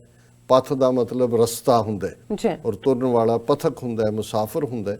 ਪਰ ਜਦੋਂ ਅਸੀਂ ਖਾਲਸਾ ਪੰਥ ਕਿਉਂਕਿ ਗੁਰੂ ਨਾਨਕ ਸਾਹਿਬ ਦੀ ਵਿਚਾਰਧਾਰਾ ਜਿਹੜੀ ਕਿ ਐਗਜ਼ਿਸਟਿੰਗ ਜਿਹੜੇ ਸਕੂਲ ਆਫ ਥਾਟ ਸੀ ਜਾਂ ਮਜ਼ਹਬ ਸੀ, ਉਹਨਾਂ ਨਾਲੋਂ ਇੱਕ ਨਵੇਕਲਾਪਨ ਉਸ ਦੇ ਵਿੱਚ ਸੀ, ਨਿਰਮਲ ਪੰਥ ਚਲਾਇਆ। ਜਿਵੇਂ ਭਾਈ ਗੁਰਦਾਸ ਸਾਡੇ ਸਕਾਲਰ ਨੇ, ਉਹਨਾਂ ਦੇ ਇਹ ਲਫ਼ਜ਼ ਨੇ ਕਿ ਮਾਰਿਆ ਸਿੱਕਾ ਜਗਤ ਵਿੱਚ, ਨਾਨਕ ਨਿਰਮਲ ਪੰਥ ਚਲਾਇਆ। ਕਿ ਜਿੱਥੇ ਆਲਰੇਡੀ ਐਗਜ਼ਿਸਟਿੰਗ ਕੋਇਨ ਸੀ, ਉਹਦੇ 'ਚ ਇੱਕ ਨਵਾਂ ਸਿੱਕਾ ਜਿਹੜਾ ਉਹ ਆਇਆ ਔਰ ਉਹ ਸੀ ਨਾਨਕ, ਗੁਰੂ ਨਾਨਕ ਸਾਹਿਬ ਦੀ ਸੋਚ ਦੇ ਉੱਤੇ ਆਧਾਰਿਤ, ਜਿਹਨੂੰ ਅਸੀਂ ਗੁਰਮਤ ਵੀ ਕਹਿੰਦੇ ਹਾਂ ਕਿ ਗੁਰੂ ਦੀ ਮਤ ਮੁਤਾਬਕ ਜਿਸ ਥਾਟ ਨੂੰ ਫਿਰ 10 ਗੁਰੂ ਸਾਹਿਬਾਨ ਨੇ ਜਿਹੜਾ ਉਹ ਅੱਗੇ ਤੋਰਿਆ, ਇੰਪਲੀਮੈਂਟ ਕੀਤਾ। ਔਰ 10ਵੇਂ ਪਾਤਸ਼ਾਹ ਗੁਰੂ ਗੋਬਿੰਦ ਸਿੰਘ ਸਾਹਿਬ ਨੇ ਖਾਲਸਾ ਫਾਰਮ 'ਚ, ਜਿਹਦੇ 'ਚ 5 ਆਰਟੀਕਲਸ ਆਫ ਫੇਥ, ਜਿਹਦੇ 'ਚ ਕੇਸ, ਕਛਹਿਰਾ, ਕੰਘਾ, ਕੜਾ, ਕਿਰਪਾਨ, ਇਸ ਨੂੰ ਔਰ ਫਿਰ ਗੁਰੂ ਗ੍ਰੰਥ ਸਾਹਿਬ ਨੂੰ ਗੁਰੂ ਦੇ ਰੂਪ 'ਚ। ਸੋ ਅਸੀਂ ਸਿੱਖ ਪੰਥ ਵੀ ਲਫ਼ਜ਼ ਇਸਤੇਮਾਲ ਕਰਦੇ ਹਾਂ ਕਿ ਸਿੱਖੀ ਦਾ ਵੇ, ਖਾਲਸਾ ਪੰਥ ਵੀ ਕਰਦੇ ਹਾਂ। ਔਰ ਟੈਕਨੀਕਲੀ ਫਿਰ ਜਿਹੜਾ ਖਾਲਸਾ ਪੰਥ ਹੈ, ਜਿਹੜਾ 5 ਕਕਾਰ ਜਿਹਨੇ ਅੰਮ੍ਰਿਤ ਛਕਿਆ ਹੈ, ਗੁਰੂ ਗੋਬਿੰਦ ਸਿੰਘ ਸਾਹਿਬ ਦਾ ਜਿਹੜਾ ਬਖਸ਼ਿਆ ਹੋਇਆ, ਉਹਨਾਂ ਦੀ ਕਲੈਕਟਿਵ ਸਟਰੈਂਥ ਨੂੰ ਪੰਥ ਕਿਹਾ ਜਾਂਦਾ ਹੈ। ਸੋ ਇਹ ਜਦੋਂ ਅਸੀਂ ਕੱਲਾ ਵੀ ਕਈ ਵਾਰ ਖਾਲਸਾ ਪੰਥ ਵੀ ਇਸਤੇਮਾਲ ਹੁੰਦਾ ਔਰ ਕੱਲਾ ਪੰਥ ਵੀ ਹੁੰਦਾ ਕਿ ਜਿਹੜਾ ਸਾਡੀ ਕਲੈਕਟਿਵ ਸਟਰੈਂਥ ਹੈ ਗੁਰੂ ਦੇ ਥਾਟ ਦੇ ਨਾਲ ਜੁੜੀ ਹੋਈ, ਔਰ ਇਹ ਕਿਸੇ ਦੀ ਮੁਹਤਾਜ ਨਹੀਂ ਹੈ, ਕਿਸੇ ਦੇ ਕੋਲ ਇਹ ਵਿਕਦੀ ਨਹੀਂ ਹੈ, ਕਿਸੇ ਅੱਗੇ ਝੁਕਦੀ ਨਹੀਂ ਹੈ। ਲੀਡਰਸ਼ਿਪ ਕਦੇ ਵਿਕ ਸਕਦੀ ਹੈ, ਕੋਈ ਕਮਜ਼ੋਰ ਹੋ ਸਕਦਾ। ਔਰ ਇਹ ਇੰਟਰਸਟਿੰਗ ਵਾਕਿਆ ਜਿਹੜਾ ਕਨਿੰਗਮ ਨੇ ਲਿਖਿਆ ਕਿ ਜਦੋਂ ਉਹਨੇ 1846 ਤੋਂ ਬਾਅਦ ਦਾ ਜ਼ਿਕਰ ਹੈ, ਉਹਨੇ ਕਿਹਾ ਕਿ ਵੀ ਅਸੀਂ ਦੇਖਿਆ ਵੀ ਸਿੱਖ ਸੋਲਜਰ, ਉਹਨਾਂ ਦੇ ਜਰਨੈਲ ਵੀ ਅਸੀਂ ਖਰੀਦੇ ਹੋਏ ਸੀ ਡੋਗਰੇ, ਲੇਕਿਨ ਉਹ ਅਖੀਰਲੇ ਤੱਕ ਲੜਦੇ ਸੀ। ਔਰ ਕਹਿੰਦੇ ਮੈਂ ਜਦੋਂ ਪੰਜਾਬ ਸਾਡੇ ਕਬਜ਼ੇ 'ਚ ਆ ਗਿਆ, ਇੱਕ ਅੰਮ੍ਰਿਤਸਰ ਜ਼ਿਲ੍ਹੇ ਦੇ ਇੱਕ ਬਜ਼ੁਰਗ ਸਿੱਖ ਕਿਸਾਨ ਨੂੰ ਮੈਂ ਪੁੱਛਿਆ ਇੰਟਰਪ੍ਰੇਟਰ ਰਾਹੀਂ ਕਿ ਬਾਬਾ ਇਹ ਪੰਥ ਕੀ ਹੁੰਦਾ ਹੈ, ਤੇ ਕਹਿੰਦਾ ਵੀ ਉਹ ਖਲੋਤਾ, ਉਹਦੇ ਚਿਹਰੇ ਦਾ ਰੰਗ ਬਦਲਿਆ, ਉਹਨੇ ਪੂਰੇ ਜੋਸ਼ 3 ਵਾਰੀ ਕਿਹਾ ਪੰਥ ਪੰਥ ਪੰਥ। ਕਹਿੰਦਾ ਵੀ ਮੈਨੂੰ ਇਹ ਲੱਗਾ ਕਿ ਵੀ ਇਹ ਕੋਈ ਸਾਡੀ ਸਮਝਣ ਵਾਲੀ ਚੀਜ਼ ਨਹੀਂ ਹੈ, ਇਹ ਉਹ ਅੰਦਰ ਦੀ ਗੱਲ ਹੈ, ਕੋਈ ਰੂਹਾਨੀ ਦੁਨੀਆ ਦੀ ਗੱਲ ਹੈ ਜਿਹੜੀ ਕਦੇ ਵੀ ਸਿੱਖ ਨੂੰ ਸਰੈਂਡਰ ਨਹੀਂ ਕਰਨ ਦਿੰਦੀ। ਸੋ ਇਹ ਵੀ ਜ਼ਰੂਰੀ ਸੀ, ਤੁਹਾਡਾ ਸਵਾਲ ਮੈਂ ਟੈਕਲ ਕੀਤਾ ਇਹਦੇ 'ਚ। ਔਰ ਇਹ ਜਿਹੜਾ ਭਾਈ ਗੁਰਦਾਸ ਜੀ ਦਾ ਕਵਿਤ ਸਵਈਆ, ਟੋਟਲ 675 ਨੇ ਨੰਬਰ, ਇਹ 284 ਨੰਬਰ ਹੈ। ਔਰ ਇਹਦੇ 'ਚ ਇੱਕ ਡਿਵਾਊਟ ਸਿੱਖ ਵਾਂਗ ਕਿ ਕੀ ਚੇਂਜਸ ਹੁੰਦੀਆਂ ਜਦੋਂ ਇੱਕ ਸਿੱਖ ਗੁਰੂ ਦੇ ਰਸਤੇ ਤੇ ਤੁਰਦੇ ਆ, ਰੱਬ ਦੇ ਨਾਲ ਇਕਮਿਕਤਾ ਦਾ ਰਸਤਾ ਚੁਣਦਾ ਹੈ ਔਰ ਇਕਮਿਕ ਹੁੰਦਾ ਹੈ। ਔਰ ਇਹ ਸਵਈਆ, ਗੁਰ ਸਿੱਖ ਸੰਗਤ ਮਿਲਾਪ ਕੋ ਪ੍ਰਤਾਪ ਅਤ, ਪ੍ਰੇਮ ਕੈ ਪਰਸਪਰ ਪੂਰਨ ਪ੍ਰਗਾਸ ਹੈ, ਦਰਸ ਅਨੂਪ ਰੂਪ ਰੰਗ ਅੰਗ ਅੰਗ ਛਬ, ਹੀਰਤ ਹੀਰਾਨੇ ਦ੍ਰਿਗ ਬਿਸਮ ਵਿਸਵਾਸ ਹੈ, ਸ਼ਬਦ ਨਿਧਾਨ ਅਨਹਦ ਧੁਨ ਸੁਨਤ ਸੁਰਤ ਮਤ ਹਰਨ ਅਭਿਆਸ ਹੈ, ਦ੍ਰਿਸ਼ਟ ਦਰਸ ਔਰ ਸ਼ਬਦ ਸੁਰਤ ਮਿਲ, ਪਰਮ ਅਦਭੁਤ ਗਤ ਪੂਰਨ ਬਿਲਾਸ ਹੈ। ਜੀ ਕਿ ਜਿਹੜਾ ਗੁਰਸਿੱਖ ਸੰਗਤ ਦੇ ਵਿੱਚ ਬੈਠ ਕੇ, ਜਿਵੇਂ ਇਸਲਾਮ ਦੇ ਵਿੱਚ ਜਮਾਤ ਹੈ, ਨਮਾਜ਼ ਵੀ ਮਸਜਿਦ 'ਚ ਪੜ੍ਹਨਾ ਔਰ ਖ਼ਾਸ ਤੌਰ 'ਤੇ ਜੁਮੇ ਦੀ ਨਮਾਜ਼, ਇਹ ਜਮਾਤ ਹੈ ਕਿ ਜਿਹੜੀ ਕਲੈਕਟਿਵ ਵਾਈਬ੍ਰੇਸ਼ਨਸ ਹੁੰਦੀਆਂ, ਜਦੋਂ ਤੁਸੀਂ ਕਲੈਕਟਿਵ 'ਚ ਬੈਠਦੇ ਹੋ ਤੁਹਾਡਾ ਫੇਥ ਵੀ ਸਟਰੋਂਗ ਹੁੰਦਾ ਹੈ। ਔਰ ਜਿੱਥੇ ਰੱਬ ਦੀ ਗੱਲ ਹੋ ਰਹੀ ਹੋਈ ਕਲੈਕਟਿਵਲੀ, ਉਸ ਫਿਜ਼ਾ ਦੇ ਵਿੱਚ ਵੀ ਉਹ ਵਾਈਬ੍ਰੇਸ਼ਨਸ ਹੁੰਦੀਆਂ ਨੇ ਪੋਜ਼ਿਟਿਵ। ਔਰ ਅਸੀਂ ਜ਼ਾਹਰ ਹੈ ਸੰਗਤ 'ਚ ਕੋਈ ਸਿੱਖ ਗੁਰਦੁਆਰਿਆਂ 'ਚ ਕੋਈ ਬੁੱਤ ਪ੍ਰਸਤੀ ਨਹੀਂ ਹੈ, ਕੋਈ ਗੁਰੂਆਂ ਦੇ ਬੁੱਤ ਨਹੀਂ ਨੇ। ਗੁਰੂ ਗ੍ਰੰਥ ਸਾਹਿਬ ਹੈ ਜਿਹਦੇ 'ਚ ਕਲਾਮ ਹੈ, ਬਾਣੀ ਹੈ। ਗੁਰੂ ਸਾਹਿਬਾਨ ਦੀ ਵੀ ਬਾਬਾ ਫਰੀਦਗੰਜ ਸ਼ੱਕਰ ਤੋਂ ਲੈ ਕੇ 15 ਦੇ ਕਰੀਬ ਉਹ ਭਗਤ ਜਿਨ੍ਹਾਂ ਦੇ ਵਿੱਚ ਹਿੰਦੂ ਸੁਸਾਇਟੀ ਦੇ ਬਣਾਏ ਅਨਟਚੇਬਲ ਭਗਤ ਕਬੀਰ ਵੀ ਨੇ, ਭਗਤ ਰਵਿਦਾਸ ਜੀ ਵੀ ਨੇ। ਔਰ ਭਾਈ ਗੁਰਦਾਸ ਯਾਦ ਕਰਵਾਉਂਦੇ ਨੇ ਕਿ ਗੁਰਸਿੱਖ ਸੰਗਤ ਮਿਲਾਪ ਕੋ ਪ੍ਰਤਾਪ ਅਤ, ਕਿ ਜਿਹੜਾ ਗੁਰਸਿੱਖਾਂ ਦੀ ਸੰਗਤ ਦੇ ਵਿੱਚ ਜੁੜਨਾ, ਸੰਗਤ ਦੇ ਨਾਲ ਜਿਹੜਾ ਸਰੋਕਾਰ ਰੱਖਣਾ ਹੈ, ਉਹ ਸੰਗਤ ਦਾ ਆਨੰਦ ਮਾਣਨਾ, ਉਸ ਦਾ ਕੀ ਇਫੈਕਟ ਹੁੰਦਾ ਹੈ ਜੀ ਇਹ ਬਿਆਨ ਨਹੀਂ ਕੀਤਾ ਜਾ। ਪ੍ਰਤਾਪ ਕਹਿੰਦੇ ਨੇ ਉਹਦੇ ਕੀ ਗ੍ਰੈਂਡਿਓਰ ਹੈ, ਕੀ ਔ ਹੈ, ਇਹ ਐਕਸਪਲੇਨ ਨਹੀਂ ਕੀਤਾ ਜਾ ਸਕਦਾ। ਪ੍ਰੇਮ ਕੈ ਪਰਸਪਰ ਪੂਰਨ ਪ੍ਰਗਾਸ ਹੈ ਕਿ ਜਦੋਂ ਤੁਸੀਂ ਉਸ ਪ੍ਰੇਮੀਆਂ ਦੀ ਮੰਡਲੀ ਦੇ ਵਿੱਚ, ਪਿਆਰਿਆਂ ਦੇ ਇਕੱਠ ਦੇ ਵਿੱਚ ਖੁਦ ਪਿਆਰੇ ਬਣ ਜਾਂਦੇ ਹੋ ਔਰ ਤੁਹਾਡੇ ਅੰਦਰ ਉਹ ਪਿਆਰ ਆ ਜਾਂਦਾ ਹੈ, ਤੇ ਫਿਰ ਇਵੇਂ ਹੀ ਹੈ ਕਿ ਜਿਵੇਂ ਡਿਵਾਈਨ ਲਾਈਟ ਤੁਹਾਡੇ 'ਚੋਂ ਗਲੋ ਹੁੰਦੀ ਹੈ, ਉਹ ਰੱਬ ਦਾ ਜਿਹੜਾ ਨੂਰ ਹੈ ਉਹ ਤੁਹਾਡੇ 'ਚੋਂ ਵੀ ਰਿਫਲੈਕਟ। ਪ੍ਰੇਮ ਕੈ ਪਰਸਪਰ ਪੂਰਨ ਪ੍ਰਗਾਸ, ਉਹ ਡਿਵਾਈਨ ਲਾਈਟ ਤੁਹਾਡੇ 'ਚ ਗਲੋ ਹੁੰਦੀ ਹੈ। ਦਰਸ ਅਨੂਪ ਰੂਪ ਰੰਗ ਅੰਗ ਅੰਗ ਛਬ, ਇਹ ਬੜੇ ਖੂਬਸੂਰਤ ਐਡਜੈਕਟਿਵ ਨੇ ਕਿ ਫਿਰ ਤੁਹਾਨੂੰ ਗੁਰੂ ਦੇ ਰਾਹੀਂ ਉਸ ਰੱਬ ਦੀ ਖੂਬਸੂਰਤੀ, ਜਿਹਦਾ ਬੇਸ਼ੱਕ ਕੋਈ ਰੂਪ ਨਹੀਂ ਹੈ, ਕੋਈ ਰੰਗ ਨਹੀਂ ਹੈ, ਪਰ ਹਰ ਚੀਜ਼ ਕ੍ਰੀਏਸ਼ਨ ਦੀ ਅੰਗ ਅੰਗ ਛਬ ਹੁੰਦੀ ਹੈ ਖੂਬਸੂਰਤੀ। ਤੁਹਾਨੂੰ ਹਰ ਕ੍ਰੀਏਸ਼ਨ ਦੇ ਹਰ ਜ਼ਰਰੇ ਜ਼ਰਰੇ 'ਚੋਂ ਉਸ ਰੱਬ ਦਾ ਨੂਰ, ਉਸ ਰੱਬ ਦੀ ਖੂਬਸੂਰਤੀ ਨਜ਼ਰ ਆਉਂਦੀ ਹੈ। ਹੀਰਤ ਹੀਰਾਨੇ ਦ੍ਰਿਗ ਬਿਸਮ ਵਿਸ਼ਵਾਸ ਹੈ। ਹੀਰਤ ਹੁੰਦਾ ਹੈ ਜਾਂ ਹੈਰਾਨ, ਐਸਟੋਨਿਸ਼ਡ। ਤੁਸੀਂ ਜਦੋਂ ਚਾਰ ਚਫੇਰਾ ਦੇਖਦੇ ਹੋ, ਤੁਸੀਂ ਜਿਹੜੀ ਉਹਦੀ ਵਾਹਿਗੁਰੂ ਦੀ ਐਸਟੋਨਿਸ਼ਿੰਗ ਬਿਊਟੀ ਹੈ, ਉਹ ਤੁਹਾਡੇ ਮਨ ਦੇ ਅੰਦਰ ਵੀ ਹੋਰ ਵੀ ਕ੍ਰੇਵਿੰਗ ਪੈਦਾ ਕਰਦੀ ਹੈ ਕਿ ਵੀ ਕਿਵੇਂ ਇਹ ਜਿਹੜਾ ਹੈ ਇਸ ਰੱਬ ਦੀ ਕੀ ਕਲਾ ਹੈ। ਹੀਰਤ ਹੀਰਾਨੇ ਦ੍ਰਿਗ ਬਿਸਮ ਵਿਸ਼ਵਾਸ ਹੈ, ਸ਼ਬਦ ਨਿਧਾਨ ਅਨਹਦ ਧੁਨ। ਤੁਸੀਂ ਜਦੋਂ ਰੱਬ ਦੀ ਇਬਾਦਤ 'ਚ ਗੁਰੂ ਦੇ ਸ਼ਬਦ ਰਾਹੀਂ ਜੁੜਦੇ ਹੋ ਤੇ ਤੁਹਾਡੇ ਅੰਦਰ ਇੱਕ ਆਨੰਦ, ਇੱਕ ਪਲੇਸ਼ਰ, ਇੱਕ ਨਿਹਾਲ ਹੋਣਾ ਭਰਪਾ ਹੁੰਦਾ ਹੈ, ਜਿਸ ਨੂੰ ਅਨਹਦ ਧੁਨ, ਔਰ ਤੁਹਾਡਾ ਅਨਹਦ ਹੁੰਦਾ ਹੈ ਅਨਸਟਰਕ ਮਿਊਜ਼ਿਕ। ਹੁਣ ਕੋਈ ਵੀ ਮਿਊਜ਼ਿਕ ਵੱਜਣ ਦੇ ਲਈ ਦੋ ਚੀਜ਼ਾਂ ਦਾ ਟਕਰਾਅ, ਈਵਨ ਜਦੋਂ ਤੁਸੀਂ ਹਾਰਮੋਨੀਅਮ ਵਜਾਉਂਦੇ ਆ, ਪੱਖਾ ਦਿੰਦੇ ਆ, ਹਵਾ ਹੁੰਦੀ ਹੈ, ਪਰ ਅੰਦਰ ਜਿਹੜਾ ਤੁਹਾਡੇ ਅੰਦਰ ਰੱਬ ਦੇ ਪਿਆਰ ਦਾ ਜਦੋਂ ਇੱਕ ਚਸ਼ਮਾ ਉੱਭਰਦਾ ਹੈ, ਫਿਰ ਉੱਥੇ ਜਿਹੜੇ ਆਨੰਦ ਦਾ ਮਿਊਜ਼ਿਕ ਵੱਜਦਾ ਹੈ, ਅਨਹਦ ਧੁਨ, ਉਹ ਇੱਕ ਆਪਣੇ ਆਪ ਦੇ ਵਿੱਚ ਬੇਮਿਸੁਨਤ ਸੁਰਤ ਮਤ ਹਰਨ ਅਭਿਆਸ ਹੈ। ਉਹ ਤੁਸੀਂ ਉਸ ਆਨੰਦ ਨੂੰ ਸੁਣਦੇ ਵੀ ਹੋ, ਤੁਹਾਡੀ ਸੁਰਤ ਵੀ ਉਸ ਦੇ ਵਿੱਚ ਹੁੰਦੀ ਹੈ, ਤੁਹਾਡੀ ਮਤ ਦੇ ਉੱਤੇ ਵੀ ਉਹ ਹੁੰਦੀ ਹੈ, ਔਰ ਇਹ ਅਲਟੀਮੇਟਲੀ ਹਰਨ ਅਭਿਆਸ ਹੈ। ਇਹ ਹਾਲਤ ਜਿਹੜੀ ਹੈ ਰਿਆਜ਼ ਦੇ ਨਾਲ, ਬੰਦਗੀ ਦੇ ਨਾਲ, ਇਬਾਦਤ ਦੇ ਨਾਲ, ਤੇ ਫਿਰ ਰੱਬ ਦੀ ਮਿਹਰ ਦੇ ਨਾਲ ਹੀ ਸੰਭਵ ਹੁੰਦੀ ਹੈ। ਦ੍ਰਿਸ਼ਟ ਦਰਸ ਔਰ ਸ਼ਬਦ ਸੁਰਤ ਮਿਲ, ਕਿ ਵੀ ਜਦੋਂ ਤੁਸੀਂ ਗੁਰੂ ਦੇ ਉਪਦੇਸ਼, ਗੁਰੂ ਦੇ ਵਿਚਾਰ, ਉਹਨਾਂ ਦੇ ਸਰਮਨ, ਉਹਨਾਂ ਦੀਆਂ ਟੀਚਿੰਗਸ, ਉਸ ਦੇ ਉੱਤੇ ਆਪਣਾ ਧਿਆਨ ਕੇਂਦਰਿਤ ਕਰਦੇ ਹੋ ਔਰ ਤੁਹਾਡੀ ਸੁਰਤ ਉਸ ਰੱਬ ਦੇ ਸ਼ਬਦ ਦੇ ਨਾਲ ਇੱਕਮਿਕ ਹੁੰਦੀ ਹੈ। ਸ਼ਬਦ ਸੁਰਤ ਮਿਲ ਪਰਮ ਅਦਭੁਤ ਗਤ ਪੂਰਨ ਬਿਲਾਸ ਹੈ। ਫਿਰ ਪਰਫੈਕਟ ਕੰਪਲੀਟ ਬਲਿਸ ਤੁਹਾਡੇ ਅੰਦਰ ਆ ਜਾਂਦੀ ਹੈ, ਪਰਮ ਅਦਭੁਤ। ਔਰ ਉਹ ਕਿਸ ਕਿਸਮ ਦਾ ਨਜ਼ਾਰਾ ਹੁੰਦਾ ਹੈ, ਕਿਸ ਕਿਸਮ ਦਾ ਆਨੰਦ ਹੁੰਦਾ ਹੈ, ਉਸ ਨੂੰ ਲਫ਼ਜ਼ ਬਿਆਨ ਹੀ ਨਹੀਂ ਕਰ ਸਕਦੇ। ਕਹਿਬੇ ਕੋ ਸੋਭਾ ਨਹੀਂ, ਦੇਖਾ ਹੀ ਪਰਵਾਨ।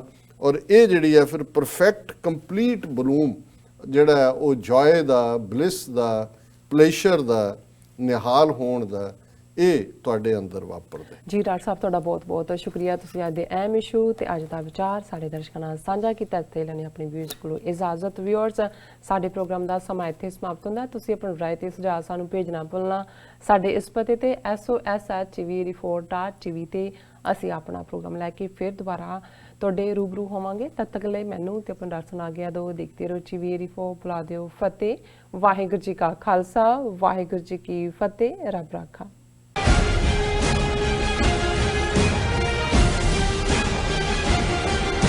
ਕੀ ਤੁਸੀਂ ਆਪਣੇ ਟੈਕਸਿਸ ਨੂੰ ਲੈ ਕੇ ਚਿੰਤਤ ਹੋ?